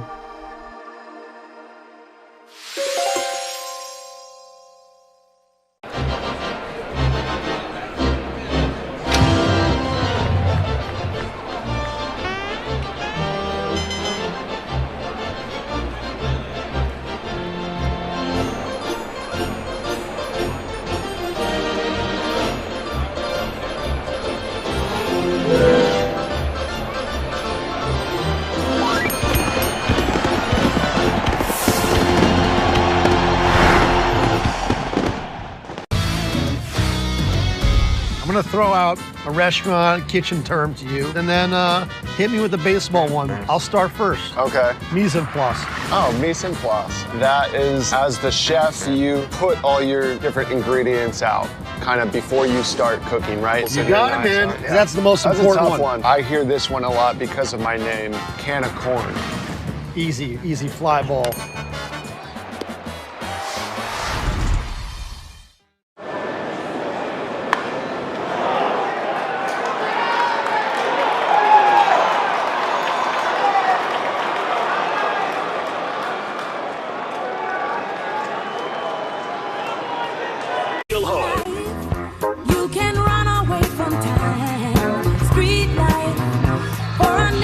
Chevy Truck Month, and there's no better time to do what you do best in a Chevy Silverado. Shopping now at SoCalChevy.com.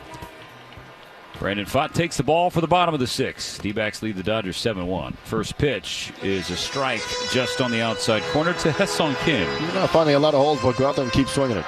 Keep swinging it, making good contact. It's about everything you can control at this point. 0-1.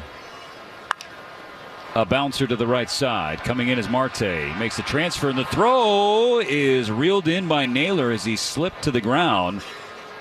But the ball was in the glove before Kim hit the bag. One gone.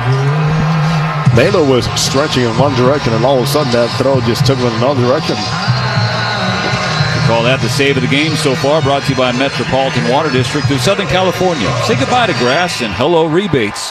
Visit BWaterWise.com. Keeps the bases empty in front of Shohei Ohtani. That's why it was a big play.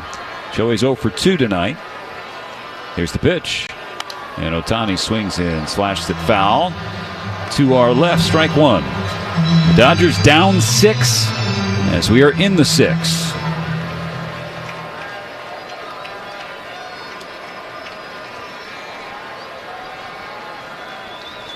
The 0-1 pitch. Taken upstairs. Brandon Pfaadt is the first Diamondback starter with 0 swings and misses in his first 5 innings of a start since June 19th of last year. On this 1-1, Ohtani swings and hits a high drive to the left field. Heads up in the pavilion. Shohei's coming. Solo home run, Shohei Ohtani, his 17th of the season. Second solo shot against Brandon Pfaadt, and now the Dodgers are within 5. It's 7-2. There's a nice way to say sayonara for Shohei. Daniels Jewelers is a proud sponsor of the trip around the diamond and in your family jeweler since 1948. Visit danielsjewelers.com/baseball for a free baseball bracelet and $50 off a $99 coupon. Steven, how many times do you see a left fielder not move on a ball hit over said by a left-handed batter. Not that often, but that's Shohei Pop, and he knew it. Mookie Betts fouls the first pitch back, strike one. So the Dodger MVPs, a couple of big swings over the last 3 innings, make it a 7-2 game. The 0-1 to Mookie. He's the one who got it started. A solo shot into the Dodger bullpen back in the 4th. That was his 7th. Ohtani just hit his 17th. 107 off the bat. The 1-1. Mookie takes a little outside. Not a bad fastball from Fott, but a better take by Betts.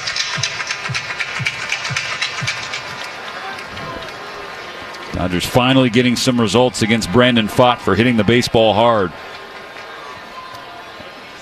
Mookie scalds it foul, makes Dino Ebel dance as the third base coach jumps out of the way. Keep pulling, Mookie. Seems like the ball's coming out hot. That is Mookie Betts' bread and butter, and he just hasn't been able to do it. He's been looking at pitches, swinging at pitches outside, which that is the most difficult pitch to pull. The one away from you. 2-2. Mookie hammers another ball, left field and deep. He's done it again. Ohtani and Betts go back-to-back in the 6th. It's a 7-3 ball game. 8th of the season for Betts, 2nd of the night. Dodgers not going quietly. Mookie keep pulling. Once again, he does it. Daniels Jewelers, a proud sponsor of the trip around the diamond and your family jeweler since 1948. Visit danielsjewelers.com/baseball for a free baseball bracelet and $50 of a $99 coupon. That prompts a mound visit for the Diamondbacks. The entirety of the infield out there talking with Brian Kaplan, the pitching coach. We're going to pause 10 seconds for station identification on the World Champion Dodgers Audio Network. The home of the world champion LA Dodgers. KLAC KYSR HD2 Los Angeles. Make us a preset on the free iHeartRadio app. Diamondbacks 7, Dodgers 3. Back-to-back blasts from Ohtani and Betts. Now Freddie Freeman will bat. Bases empty, 1 out in the 6th. It's a 4-run game. At the very least, Jose Mota, the Dodgers have made the deficit manageable, and there's some life in the building. Life is back. Pitching needs to be back now. Ball 1 to Freddie Freeman. Need to get some zeros up on the board. We see Fott approaching 90 pitches, and we hear the Freddie chants at the Ravine. The 1-0 outside. Second multi-home run game of the year for Mookie Betts. And Ohtani has hit his 11th blast in the last 19 games. Now Freddie's turn. The 2-0 pitch. Taken outside, but called a strike.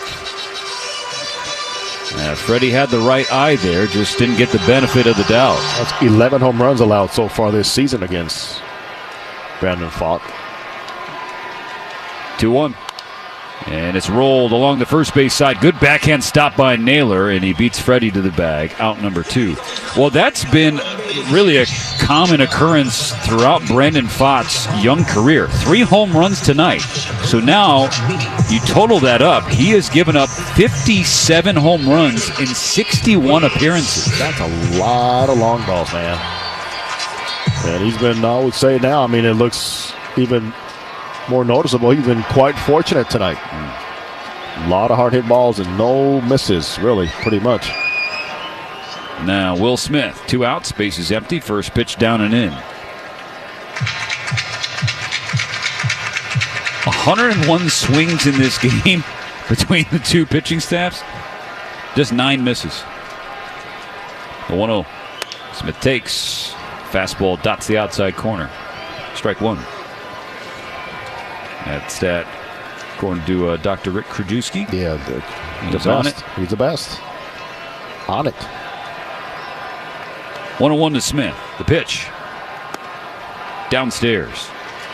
So that you've said it a few times for those who miss it. Not fooling anybody. You could say that whatever team you're rooting for. Hitters saying at some point, we are going to get you because we're looking for strikes and taking our best swings. Smith swings and fouls it over the net. Strike 2. There's guys that keep you guessing because they're effectively wild, as we say, right? There's guys that just have you guessing that you're going to see something good to hit. But your mentality needs to be that of take your best swing, don't waste at any pitches outside the zone. Don't help them out. The 2-2 pitch. Hooks outside. Full count on Smith. 7-3. The Dodgers are now within 4 after back-to-back home runs from Ohtani and Betts in the bottom of the 6th. 2 outs in the inning. Base is empty. 3-2 on Smith. Teoscar Hernandez waiting in the wings. Fott's payoff pitch. Smith smokes it to third, handled on a hop by Suarez. He drops it, but he picks it up and throws across. So yet again, Brandon Pfaadt has the rabbit's foot, and he gets out number 3 in the 6th. But the Dodgers go deep twice. Ohtani and Betts, there's life, and still a chance. 7-3 going to the 7th. AM 570, LA Sports. Welcome. Where did you get these seats? They're trash. I got a guy. You've got a guy. You gotta use Game Time for concert tickets. Game Time's for sports. Everybody knows that. Yeah. It's also the best way to guarantee you're getting the lowest price to your favorite artists too, even at the last minute. What time is it? It's game time! Concert tonight? Get in last minute with Game Time.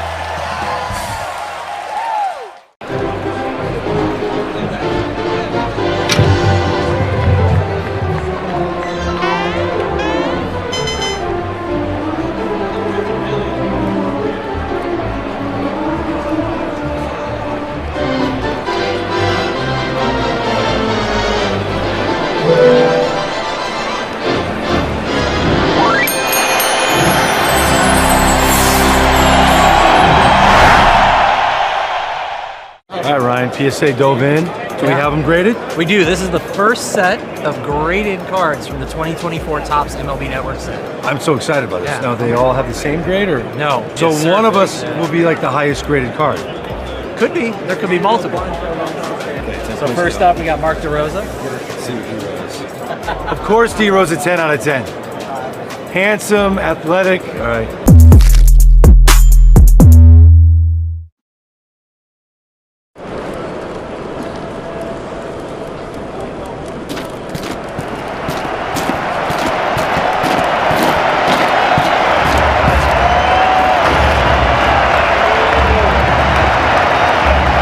Shakey's Pizza Parlor, the official pizza partner of the Dodgers audio broadcast. When it's game night, you know it's group night at Shakey's.com. Top of the 7th starts with Eugenio Suarez against Landon Knack. Arizona leading the Dodgers 7-3. Landon's first pitch, fastball low and away, ball 1. Dodgers with back-to-back home runs for the first time all year. Ohtani and Betts in the 6th off Pfaadt. Get the Dodgers within 4. That's hard to believe. Team that came in today first in the National League with 77, second in all the big leagues. Strike 1 from Knack, evens the count on Suarez, who's 1 for 3 with an RBI double. Next pitch misses up and in, ball 2.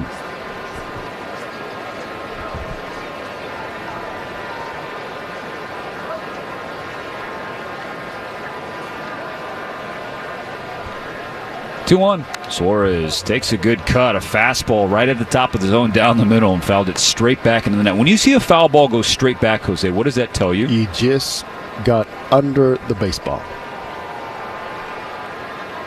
Perfect direction, perfect barreling direction. Knack misses up and in. Modern terminology, barrel, which is the perfect exit velocity combined with perfect launch angle. Full count on Suarez. Knack with his 94th pitch. The payoff. Swung on and missed. Strike 3. That was a beautiful breaker from Landon Knack. And I question where has that pitch been? Oh my gosh. All night. That would be Knack's 3rd strikeout, 4th of the game for the Dodgers staff. 1 gone in the 7th.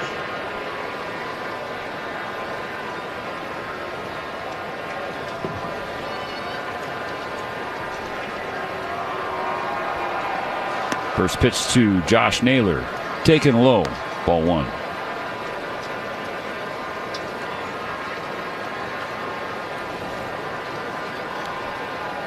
Knack's going to get to 100 pitches. 96. Hits the outside corner. Strike 1. Evens things up on Naylor.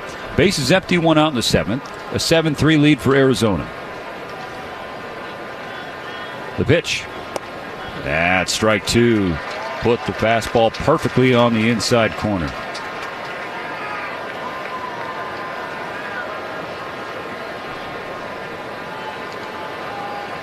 Time granted to Naylor. Adjusts the wrist guards, the gloves. Never left the batter's box. Batting from the left side. Pitch clock restarts. It looks like Naylor having a conversation with somebody. Or a stare down. Staring at somebody toward the Dodger dugout. Knack misses way outside. 2-2 on Naylor. And Naylor's still looking over there. I don't know if it's a fan.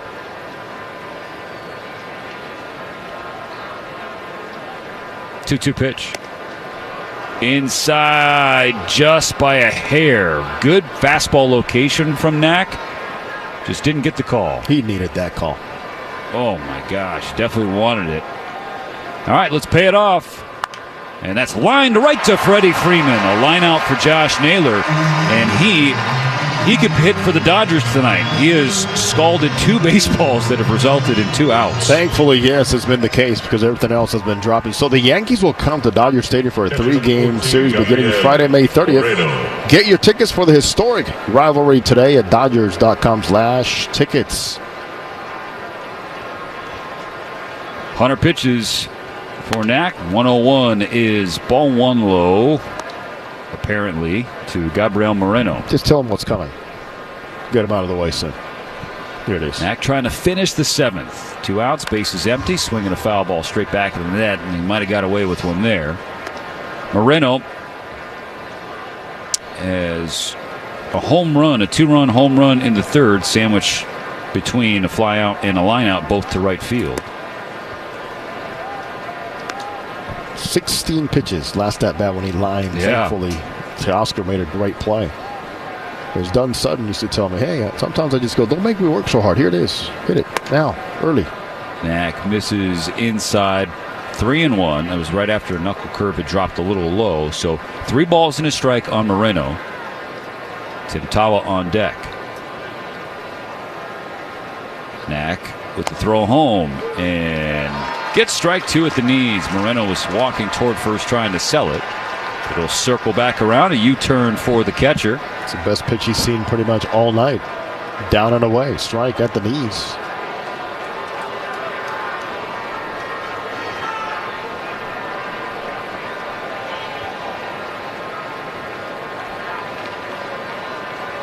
Knack with a deep breath. Definitely a career high. 106 pitches. Gets a chopper up the middle. Betts is there to his left. Gets it away quickly. Got him. Landon Knack fired up, walking off the mound.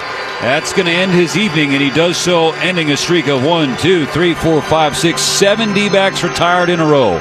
In order in the 7th. So without further ado, snap on your time goggles and prepare to zoom 1,000 years into the future. The D-backs are still the D-backs, though now they're represented by a robotic techno-snake, and the Cubs have embraced their future amongst the stars, now being represented by Ursa Major. Minneapolis was the first to establish relations with our extraterrestrial friends. The Rays are the cosmic rays flying through space in their devil ray-shaped spacecraft.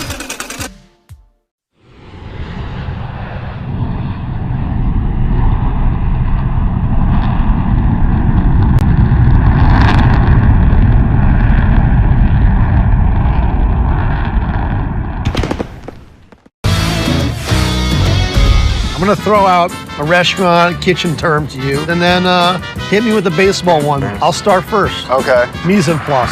Oh, mise en place. That is, as the chef, you put all your different ingredients out, kind of before you start cooking, right? You got it, man. Yeah. That's the most important That's a tough one. I hear this one a lot because of my name, can of corn. Easy fly ball.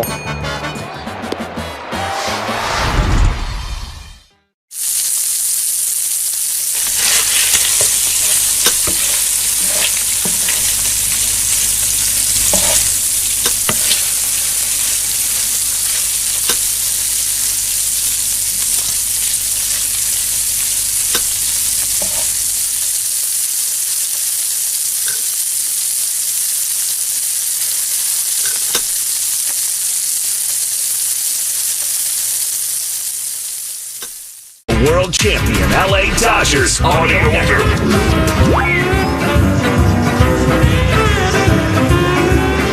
Vin Scully's recording led Dodger Stadium in a rendition of Take Me Out to the Ball Game. Now the bottom of the 7th.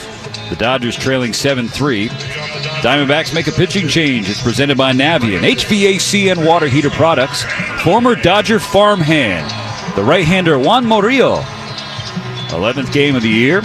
10 innings so far, 11 strikeouts. His ERA 5.40. He's given up 2 home runs to go with 4 walks. The Dodgers saw him in Arizona just last week, Jose, and he'll start his night against Teoscar Hernandez.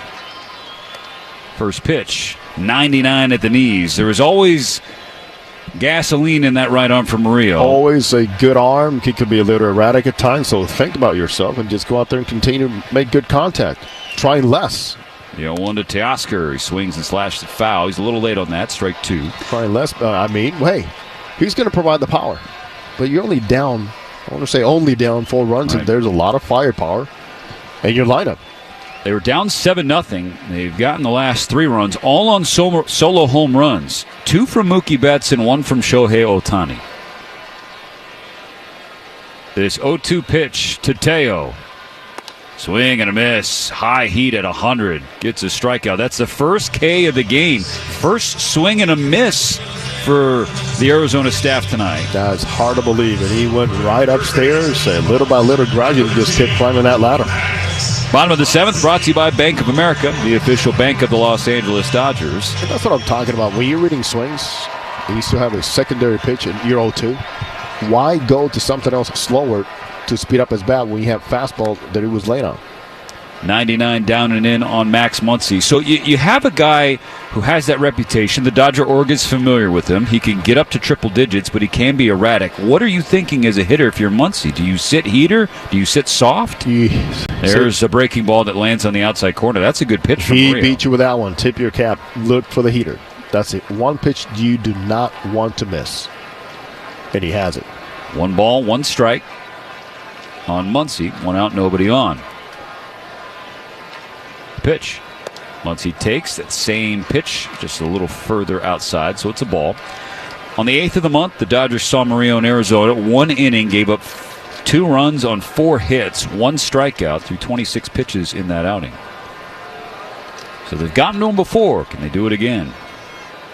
1-2 hits Muncy 98. Thankfully, Max had that right tricep guard, and that bore the brunt of the heater. But a hit by pitch puts Muncy on first. There's that erratic side of Murillo right there. And there's a bullpen that has had many issues with a couple of big pieces missing. Again, the Diamondbacks and Dodgers can empathize with each other in that regard, missing high leverage arms from the bullpen. The Dodgers down a couple more than the D-backs, but Murillo's getting an opportunity, and so is Michael Conforto. Muncy on first, 1 out in the 7th. Dodgers trailing 7-3. First pitch taken. Strike 1. An off-speed pitch from Murillo at 87. Conforto's been retired twice. A hard-hit ground ball to second and a line out to right. Murillo out of the stretch. Conforto rolls it to second. And Muncy is going to reach safely. Marte pivoted to look at second, knew he wasn't going to get him, so he settled to get Conforto at first. Muncy advances into scoring position for Tommy Edman with 2 out.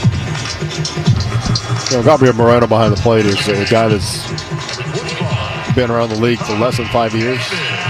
But you see the way he carries the staff and the pitches that he calls. You know, sitting fastball there, buddy, at 100 plus.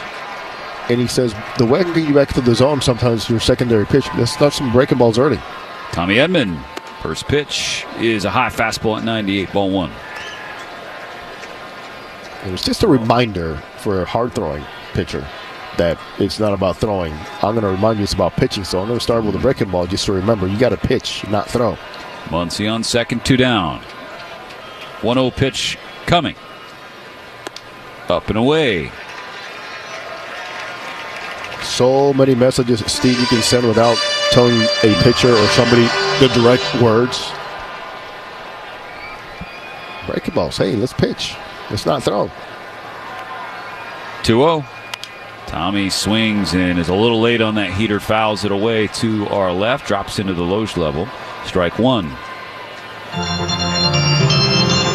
Some real fastball, changeup, fastball to start Tommy Edman. The Dodgers are hoping Tommy Tanks returns sooner than later. 2-1. Jammed him inside. He got a piece of it, but straight back in the net. Strike two.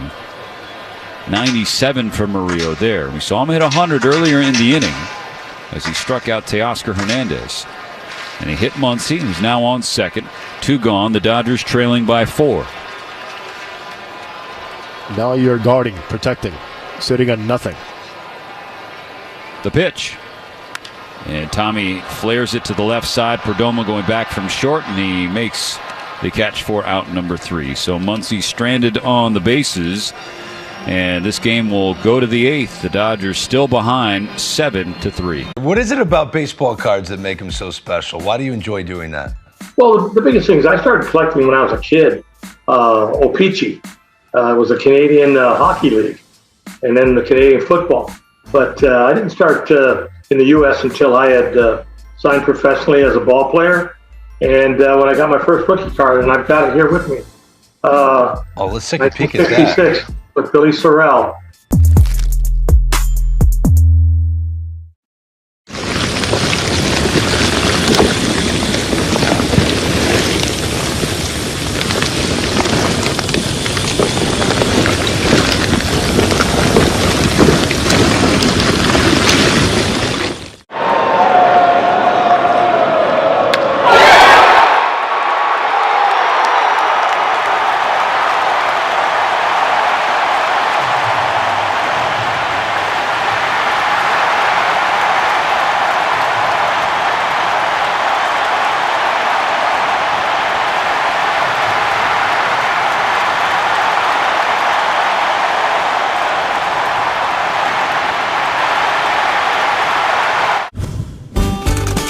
I try to get a lot of stuff done before the game because I actually enjoy watching the games.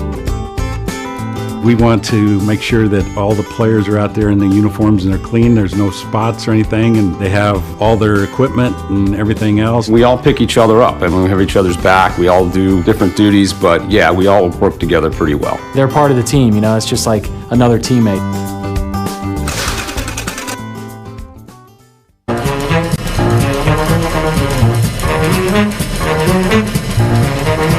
Making a pitching change before the 8th inning. It's brought to you by Valvoline Instant Oil Change, your 15-minute drive-through oil change with locations throughout Southern California. Matt Sauer replaces Landon Knack. Knack pitched 5 innings, 4 runs, all of them earned, and they came on 2 swings, 2 home runs that he gave up in the 4th. 106 pitches for Landon Knack. The first pitch for Matt Sauer to Tim Tawa. 95 at the knees. Not sure where that missed, but it's called ball 1. Knack, the most pitches thrown by a Dodger since Jack Flaherty in August of last year, threw 110. Tawa chops it to third. Muncy fields it on a backhand. High throw, and thank goodness Freddie Freeman is 6'5" with long limbs. He reels in out number 1. Well, the good thing is that Knack did become your bulk guy, but the bad thing is he was not effective. Put you in a big hole. Yeah, really, that one inning, the one inning is what did him in. Leadoff walk to Carroll. Immediately after that, a 2-run blast by Gurriel. Got the first out, Suarez, then gave up a base hit to Naylor, and then another 2-run home run to Moreno. Really went back to counts. Just did not get himself in good counts and put people away. Just did not have a put-away pitch. All he had was the fastball, and so then he was forced to throw it, and then, Landon Knack's fastball can get hit, and that's exactly what happened. First pitch heater from Sauer is in the zone, strike 1 on Pavin Smith. 7-3 the Dodgers trail in the top of the 8th inning. Smith swings and fouls away strike 2. This inning is brought to you by Morongo Casino Resort and Spa, the MVP for fun, food, and of course, good times. Less than 90 minutes from wherever you are, Morongo, celebrating 20 years of good times. Sauer's 0-2. And Smith is jammed. He fouled it away. He hit on the hands. Good pitch. Could not get extended with that uppercut swing that he has. If we stay in there enough, he will chase and not find anything to square. Still 0-2 on the Diamondback DH and the number 8 hitter, who was 1 for 3 tonight. Jammed again, popped it up behind the net and drops in front of us in the field level. Doing G's job, just reading his swing. Stay right with it. Dodger Stadium not going to be confused for Morongo during this homestand. It has been the opposite of good times. The 0-2 from Sauer. He tries again. Check swing. Did he go? No. Smith held up 1-2. For a 4th straight game, the Dodgers have allowed at least 6 runs. They trail 7-3 here tonight. They have given up 6+ in 5 of 7 games to begin this homestand. Sauer will try again on Smith. The 1-2, and that's hit right over Sauer's head into center field. A 1-out base hit. And Jose, that was after the check swing. That replay review, that was very close. So Smith got an extra life, and he took advantage of it. Extra life also because he didn't see a fastball inside again. A pitch that he could not get around, and sees a breaking ball and says, "Thank you very much for speeding up my bat."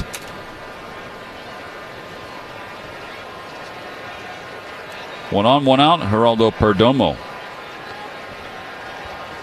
0 for 1, a walk and a sac fly. Grounds the first pitch foul on the first base side. In the bottom of the 8th inning, the Dodgers will have Ha-Seong Kim, Shohei Ohtani, and Mookie Betts. But it did look like the lefty Jalen Beeks is up throwing, so you would anticipate perhaps a pinch hitter for Kim. The 0-1. Misses downstairs, and Sauer fixing his landing zone on the mound right now. It's a 1-1 count on Perdomo. We got to get Kike ready because remember now the options are a little bit more limited on letting go of 2 right-handed batters in Taylor and Austin Barnes. The 3 righties they have on the bench tonight: Andy Pajes, Kike Hernandez, and Miguel Rojas. The 1-1 from Sauer. Misses upstairs at 94. So Sauer not totally comfortable with the mound here at Dodger Stadium right now, as he comes on to ideally take this game to the finish line. It's 2-1 pitch with a runner on and 1 out. And Perdomo hits it in the air, right center field. Kim going back, he's at the wall, and this ball's gone. Geraldo Perdomo takes Matt Sauer deep for his 6th home run of the year. It is the 3rd 2-run home run from the Diamondbacks tonight. And in a blink, it's 9-3. They have come from, as he mentioned, Gurriel. They came from Moreno, and now Geraldo Perdomo, who we stressed about a little bit in our pregame talk about how you cannot take the number 9 hitter for granted. 37 RBI now for the guy batting number 9.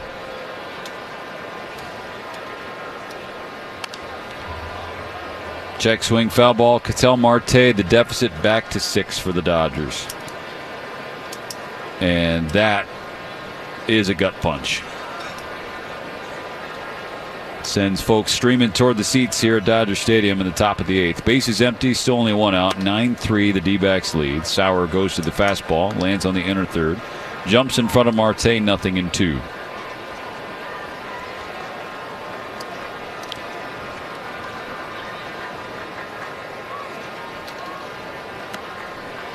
Sauer buries a breaking ball down and in. And obviously the game did not hinge on the check swing call, but it becomes magnified because instead of a solo home run, now it's a 2-run shot for Perdomo. Because you're always thinking momentum. Where's momentum going? Tomahawk to first. Freddie fields it along the line. Sauer will cover the bag. Underhand toss from Freeman for out number 2 in the 8th. Just as momentum serves on what you follow on the mound. I mean, the guy on the mound can really give a boost to the offense. Same thing happens if you don't. You sap momentum off of the offense and the confidence. Well, there's a saying I've heard before. It's like momentum's only as good as the next pitch. Because it could come from the next pitch on your offensive side or your next pitch that you make on the mound. to help your offense. Ball one skips by on Corbin Carroll. The batter with 2 out and the base is empty in the 8th. 9-3 now. The Dodgers trail. 2-run home run from Perdomo.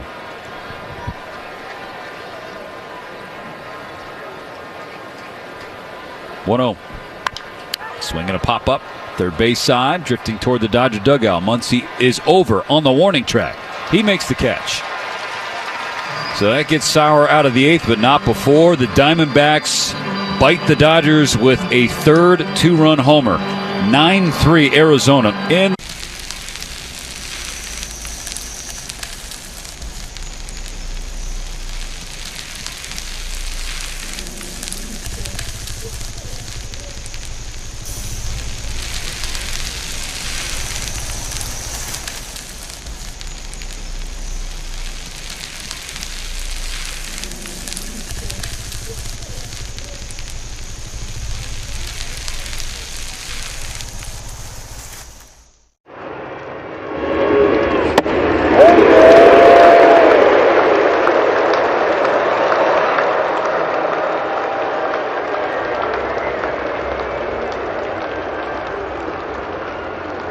A lot of baseball fans have some familiarity with the T206 American Tobacco card set. Of course, features the famous Hannes Wagner card. What we have here are 3 cards from the lesser-known T205 set, which really was a successor to T206. T206 came out in 1909. These 3 cards, as part of the T205 set, came out in 1911.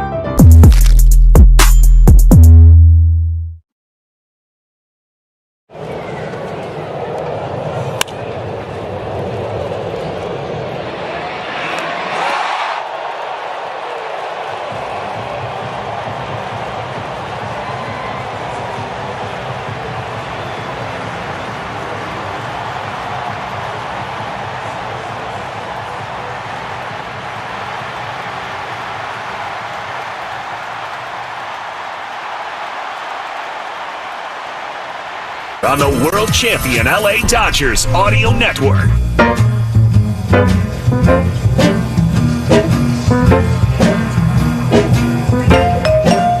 Tonight's game is brought to you by First 5 California. 1 in 3 children are at risk of toxic stress, but there are things parents can do to help. Learn how to overcome it at first5california.com. The Dodgers will have to try and overcome a 6-run deficit now. Diamondbacks scored twice in the top of the 8th, so it's 9-3 Arizona. The bottom of the 8th, Ha-Seong Kim takes a strike. It's a right-hander, Scott McGough, as Jalen Beeks sat down once Perdomo hit the 2-run home run. Kim, Ohtani, and Betts. Suarez on the grass at third as McGough throws strike 2 at the knees. Dodgers fell down 7-0 after the first 3 innings. They got the next 3 runs. Betts home run in the 4th. Ohtani and Betts back-to-back blasts in the 6th. So you're all right. Within 4, last couple innings, there's a chance, but those chances shrunk after Perdomo's 2-run shot. Kim stays alive, slashing one foul over the net in the field seats on the third base side. Well, that was pretty much a good out-for-me baseball type of swing. Fastball in. McGough shakes to this 0-2, trying to put away Ha-Seong Kim. And Kim in the air, left field side. That slices again foul. But the Dodger rookie battling.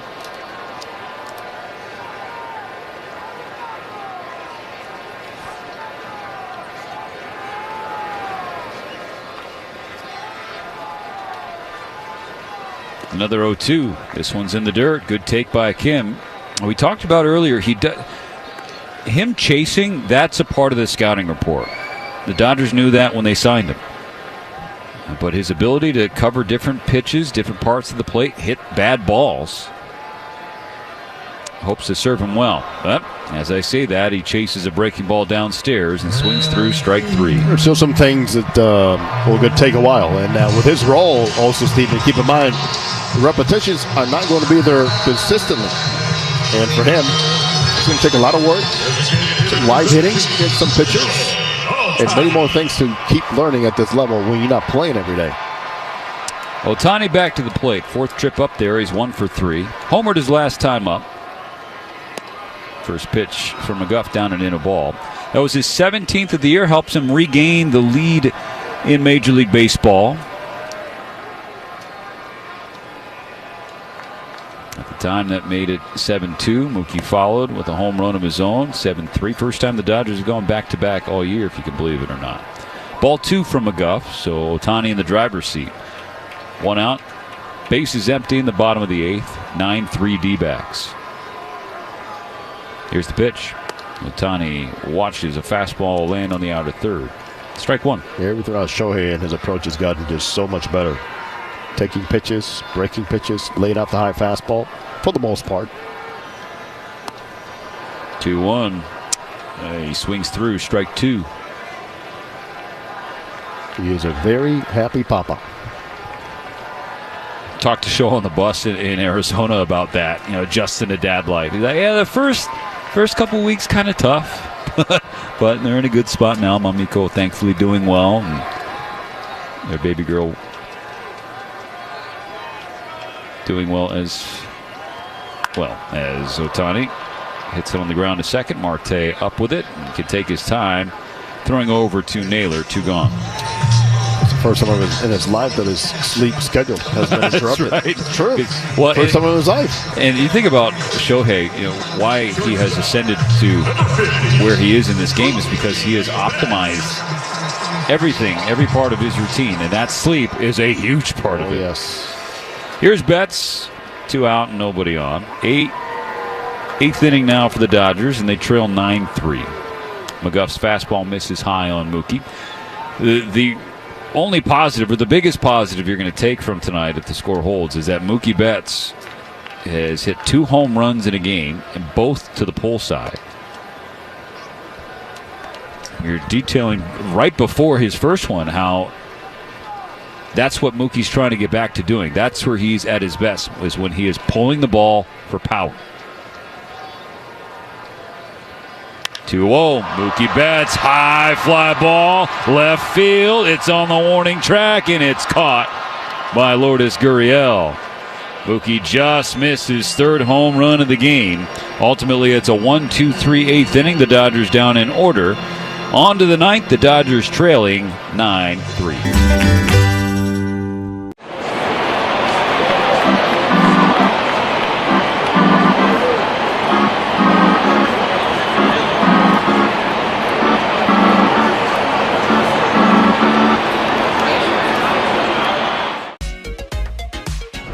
Well, this is a World Series card.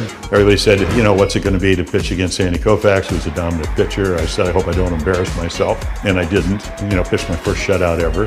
We won 6-0, and my parents were there. My mom was afraid of heights, so she was in the upper deck. She had to come down and trade seats with somebody so she could actually watch her 20-year-old son pitch a shutout in the World Series.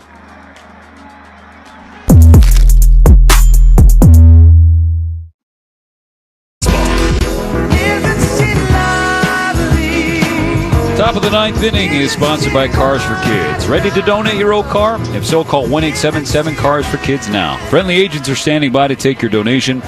Cars with a K. Donate your car today. Diamondbacks 9, Dodgers 3. 9th inning will feature Matt Sauer against 3, 4, and 5 for Arizona. Lourdes Gurriel digs in. He's 1 for 3. A walk and a home run. Sauer's first pitch fastball misses. Ball 1. Sauer gave up a 2-run blast to Geraldo Perdomo in the top of the 8th inning that seems like the knockout punch. Here's a strike on the inner third. So the Dodgers will have to author a furious bottom of the 9th rally if they're to avoid a season worst 4th straight loss. A bouncer to second. Edman backs up on the cut of the dirt and throws over for out number 1.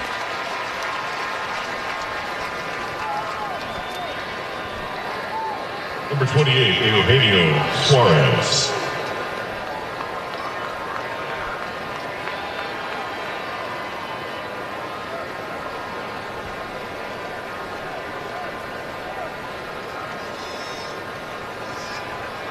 One out, nobody on. Eugenio Suarez. High fastball, top the zone. Call the ball. Oof. Check swing might have played with the eyes of David Rackley. So Sauer behind. Here's the pitch.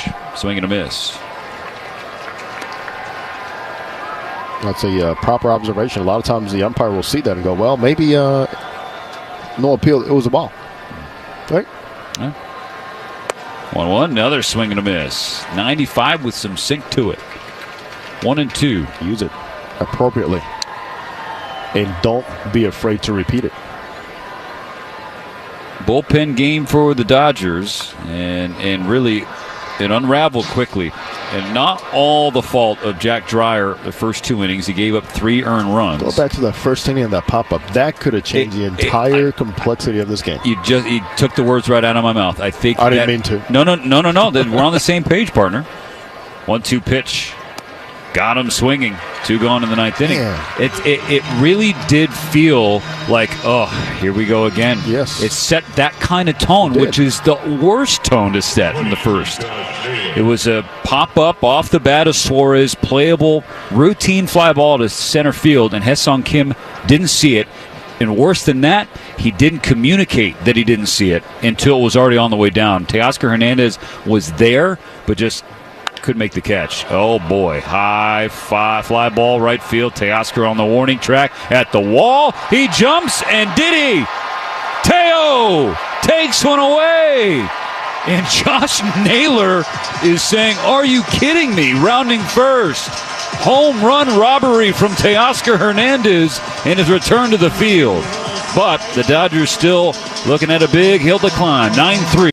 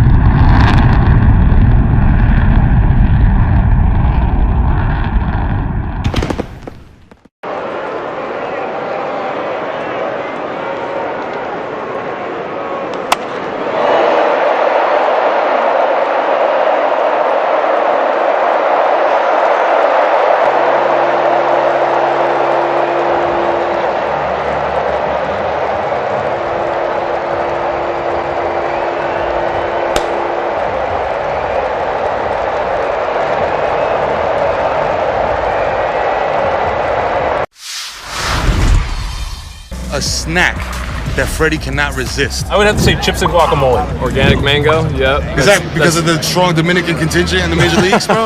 Has anybody ever struck out and gone crazy and smashed the cooler full of mangoes?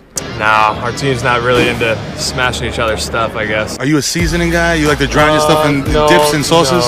No. Gotta watch my figure. And it looks great, brother. I appreciate it. Very sexy man. Yeah, Let's go, Freddie Freeman, ladies and gentlemen. In blue take on the Arizona Diamondbacks. For tickets and information, visit Dodgers.com/promotions. Rips it, left field and deep. You're listening to LA Dodgers Baseball. Forget about it. On the world champion LA Dodgers Audio Network.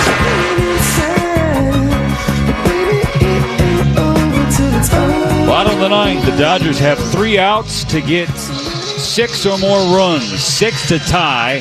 7 to win. 9-3 Arizona on top in the series opener. The Dodgers have Freddie Freeman at the plate. And you remember that game in Arizona where they had the dramatic 9th inning comeback.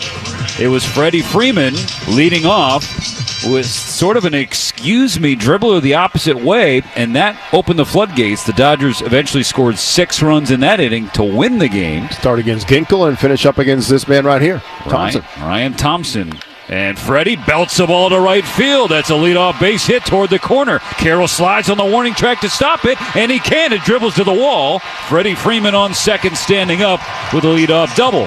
They need base runners. There's one. They continue to hit rockets, and now you see one falling on a line drive by Freddie Freeman. Excellent approach. And luckily, Carroll was not able to come up with it cleanly because he slid. And Freddie, though, was thinking about second base the entire time. Now Will Smith Runner on second. Nobody out. 9-3 the Dodgers trail. Thompson's first pitch is in there for a strike. Big right-hander, 6'5", 215, and a funky delivery. And he has run into a tough stretch here, so that's why Torey Lovullo, this is a guy who has been in high leverage spots for the majority of the year, but because he struggled of late, Torey Lovullo trying to get some confidence for the right-hander. Second pitch is a fastball upstairs, 1-1.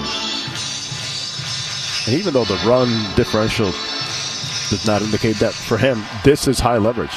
He wants to show that he belongs in games that are at this length. Push to the right side. Naylor has to go by his glove. Thompson late covering the bag, and Smith beats him there. It was a ground ball to the right side. Naylor couldn't field it. Marte did at second, but Thompson was delayed getting over to first, and so Smith is safe.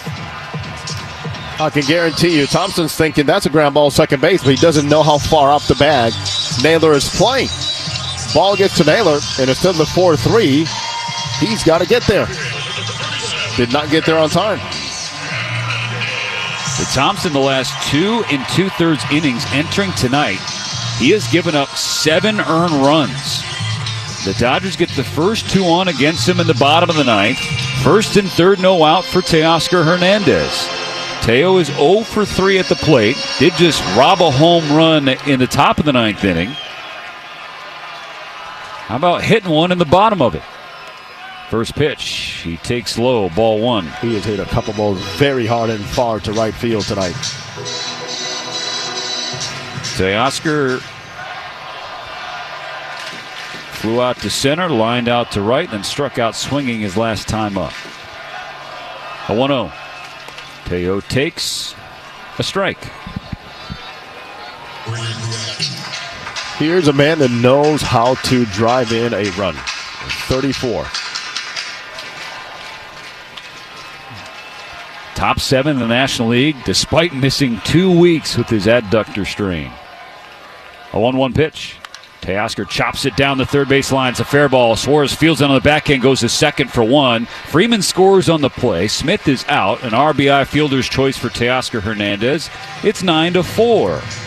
Oh, take your contact. Take 35 RBIs. Well placed was in position Suarez. Near the line, backhand. A very nice play in the stretch at second base by Marte. His only chance. So it's a 5-run game. The Dodgers down to their last 2 outs. And you just think about that Perdomo home run in the 8th inning. And the Pavin Smith pitch before that. 1 on, 1 out. Dodgers within 5. Muncy at the plate. Thompson's first pitch lands on the inner third. Strike 1. There's always more layers to peel off the paint when things are not going your way. Yep. Oh, yeah, no doubt. Thompson readies, third base side, close stance, tall righty deals, and Muncy swings and fouls it back just above our booth and to the left. Quickly 0-2 for Muncy.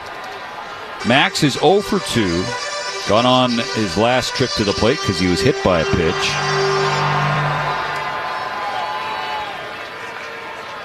Teoscar takes a lead off first base behind Josh Naylor. 0-2. Low and away.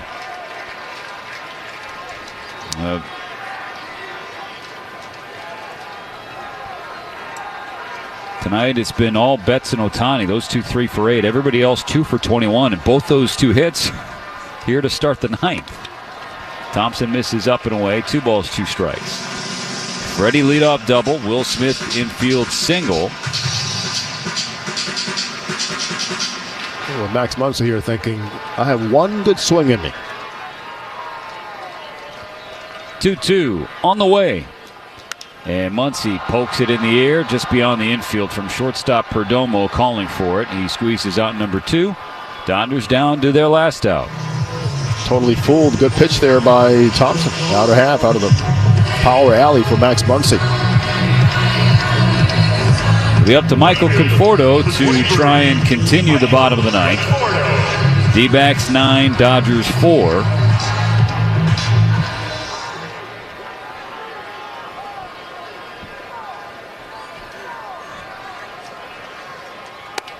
First pitch, strike one, fastball at the top of the zone.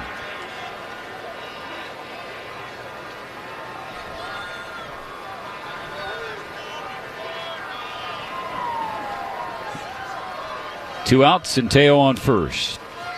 The pitch is fouled back. 0-2. The Giants did lose at home to Kansas City, so that helps the Dodgers. The Padres are idle, though, so a loss would bring the Padres to within a half game of the division lead. Getting tighter as the D-backs look to gain some ground here tonight. Yeah, Arizona only 4 games back entering tonight. Dodgers down to their final strike. The 0-2 to Conforto. Taken high, and speaking of taking, Teoscar takes second base because the Diamondbacks are indifferent.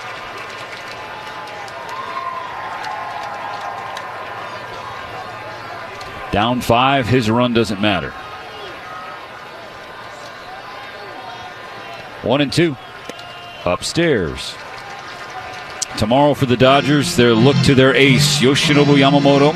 Diamondbacks will counter with Brian Nelson.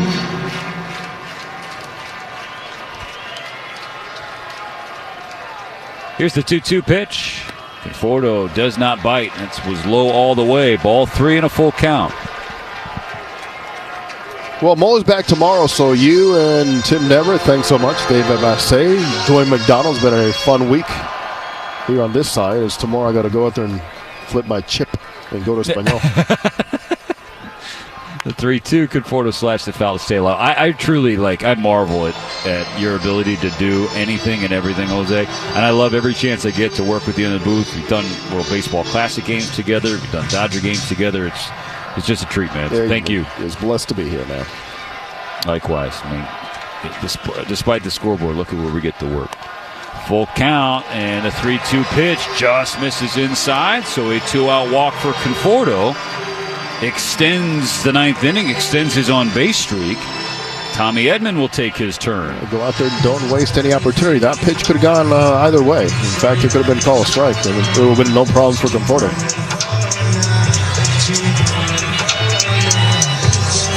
Tommy Edman looking for his first hit off the injured list. He is 0 for 7 in his first 2 games after being activated. Mound visit here for Ryan Thompson. A call down to the bullpen, and Shelby Miller, the former Dodger, is going to get up. He just got to the mound in the pen. Hasn't started throwing yet, so this mound visit will give him some time to do that. Dodgers in the 8th spot of the order. Tommy Edman will bat. Teoscar Hernandez on second. Michael Conforto on first. 2 out, and the Diamondbacks lead 9-4.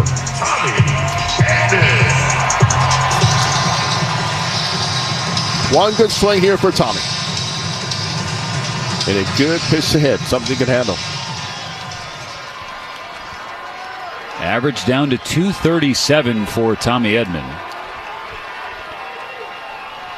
First pitch from Thompson. Tommy swings and gets underneath the foul. And the way you're reacting, that was it. Yeah.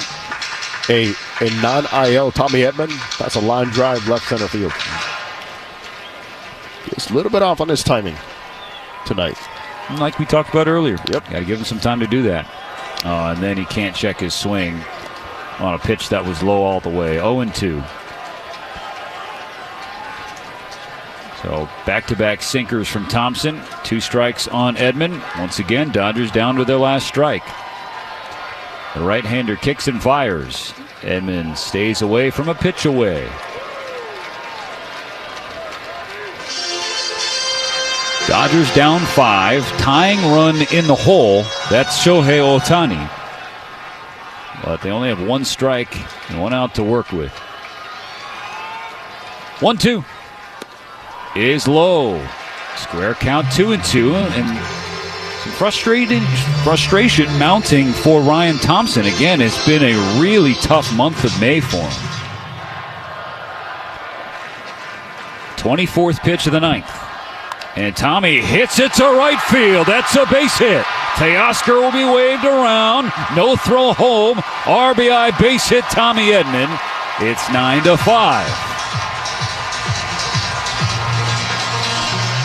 Hard fought base hit there for Tommy Edman, coming in 0 for 3 with his soft line at the second base.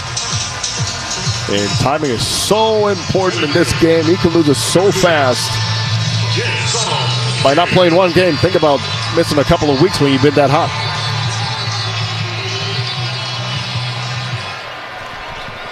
Ha-Seong Kim will bat. Ohtani on deck. Eugenio Suarez about a foot off the grass at third in case Kim tries to bunt. But the right side of the infield is playing back. Way back. So is he a good bunter? We haven't seen it yet. We haven't seen it yet. He's 0 for 3, 2 ground outs. He struck out swinging his last time up. Here's what we know, though. We know that the men in scoring position, he's been really good. We know that he has a swing to go to left center field, and the way Thompson has been pitching against lefties, I think my main concern would be, Steven, crowd the plate a little bit and force him into. This mound visit has all the makings of just giving Shelby Miller time to throw. Infield is out there talking to Thompson. Moreno, the young catcher, gave Thompson a couple pats on the backside. They're looking at Torey Lovello. I think he's waiting to hear from the pen that Shelby Miller is ready. It does look like Miller is good to go, and here comes Lovello. So another small positive is that the Dodgers have forced this. They have forced Torey Lovello to bring in one of his trusted veteran high leverage relievers into a game that should have been done by now if you're Arizona. You're right. Base runners, there's a threat, and then there's a bigger threat behind it. And then it's somebody that the Dodgers know quite well. Right now there's an animated discussion happening between David Rackley and Torey Lovello before he got to the mound. There is a pitching change. It is 9-5 D-backs. The Dodgers have runners on first and second, 2 outs in the ninth. Ha-Seong Kim will bat against Shelby Miller when we come back.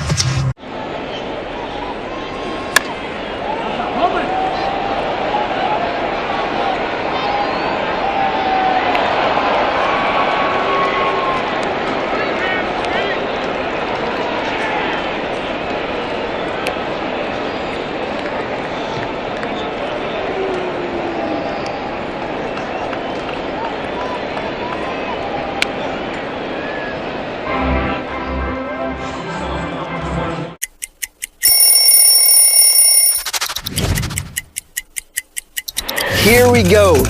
This is a classic road jersey for Boston. This is the first uniform I put on when I came with Boston. When you see those 2 socks together, that's one thing I know I had to do. I had to make sure I had my red socks high, okay? My 2 red socks, because, there's 2 here.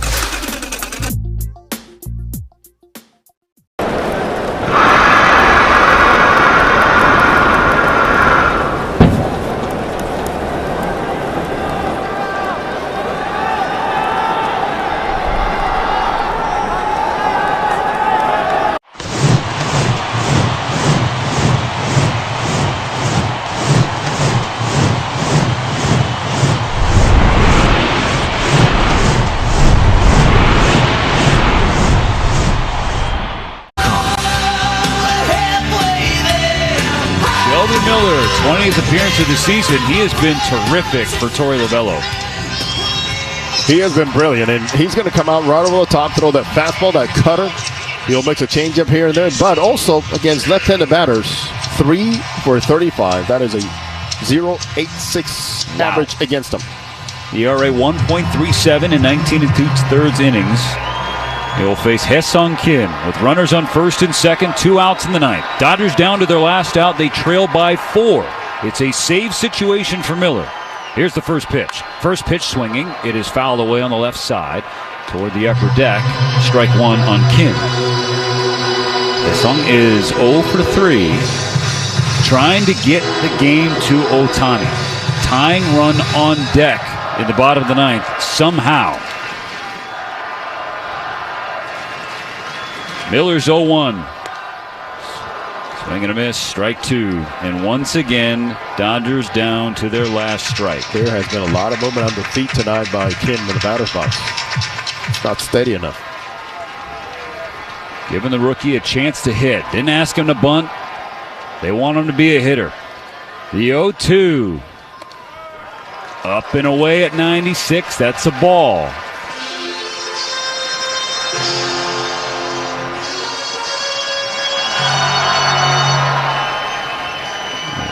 A 26-year-old trying to extend this ball game. Here's the pitch. Roll to second. Kim has speed. Here's the play at first, and they got him. Marte to Naylor to end the ball game. The Dodgers score 2 in the 9th, but fall 4 runs short. The Diamondbacks win it 9-5 and hand the Dodgers their 4th consecutive loss, a season-long losing streak. It's too bad to see the Dodgers again give up runs early down, 7-0 after 3 innings. And for the offense, they come up a little short. They also, make things a little interesting with the power today. A lot of hard hit balls at people. The power shows up, and for sure, not a lot of swing and miss by the starter, Brandon Pfaadt, who wins his 7th game. He's now leading in the major leagues, but nonetheless, it is a game in which we'll always think about that fly ball in the first inning. What could have been, what should have been, but now in baseball, obviously,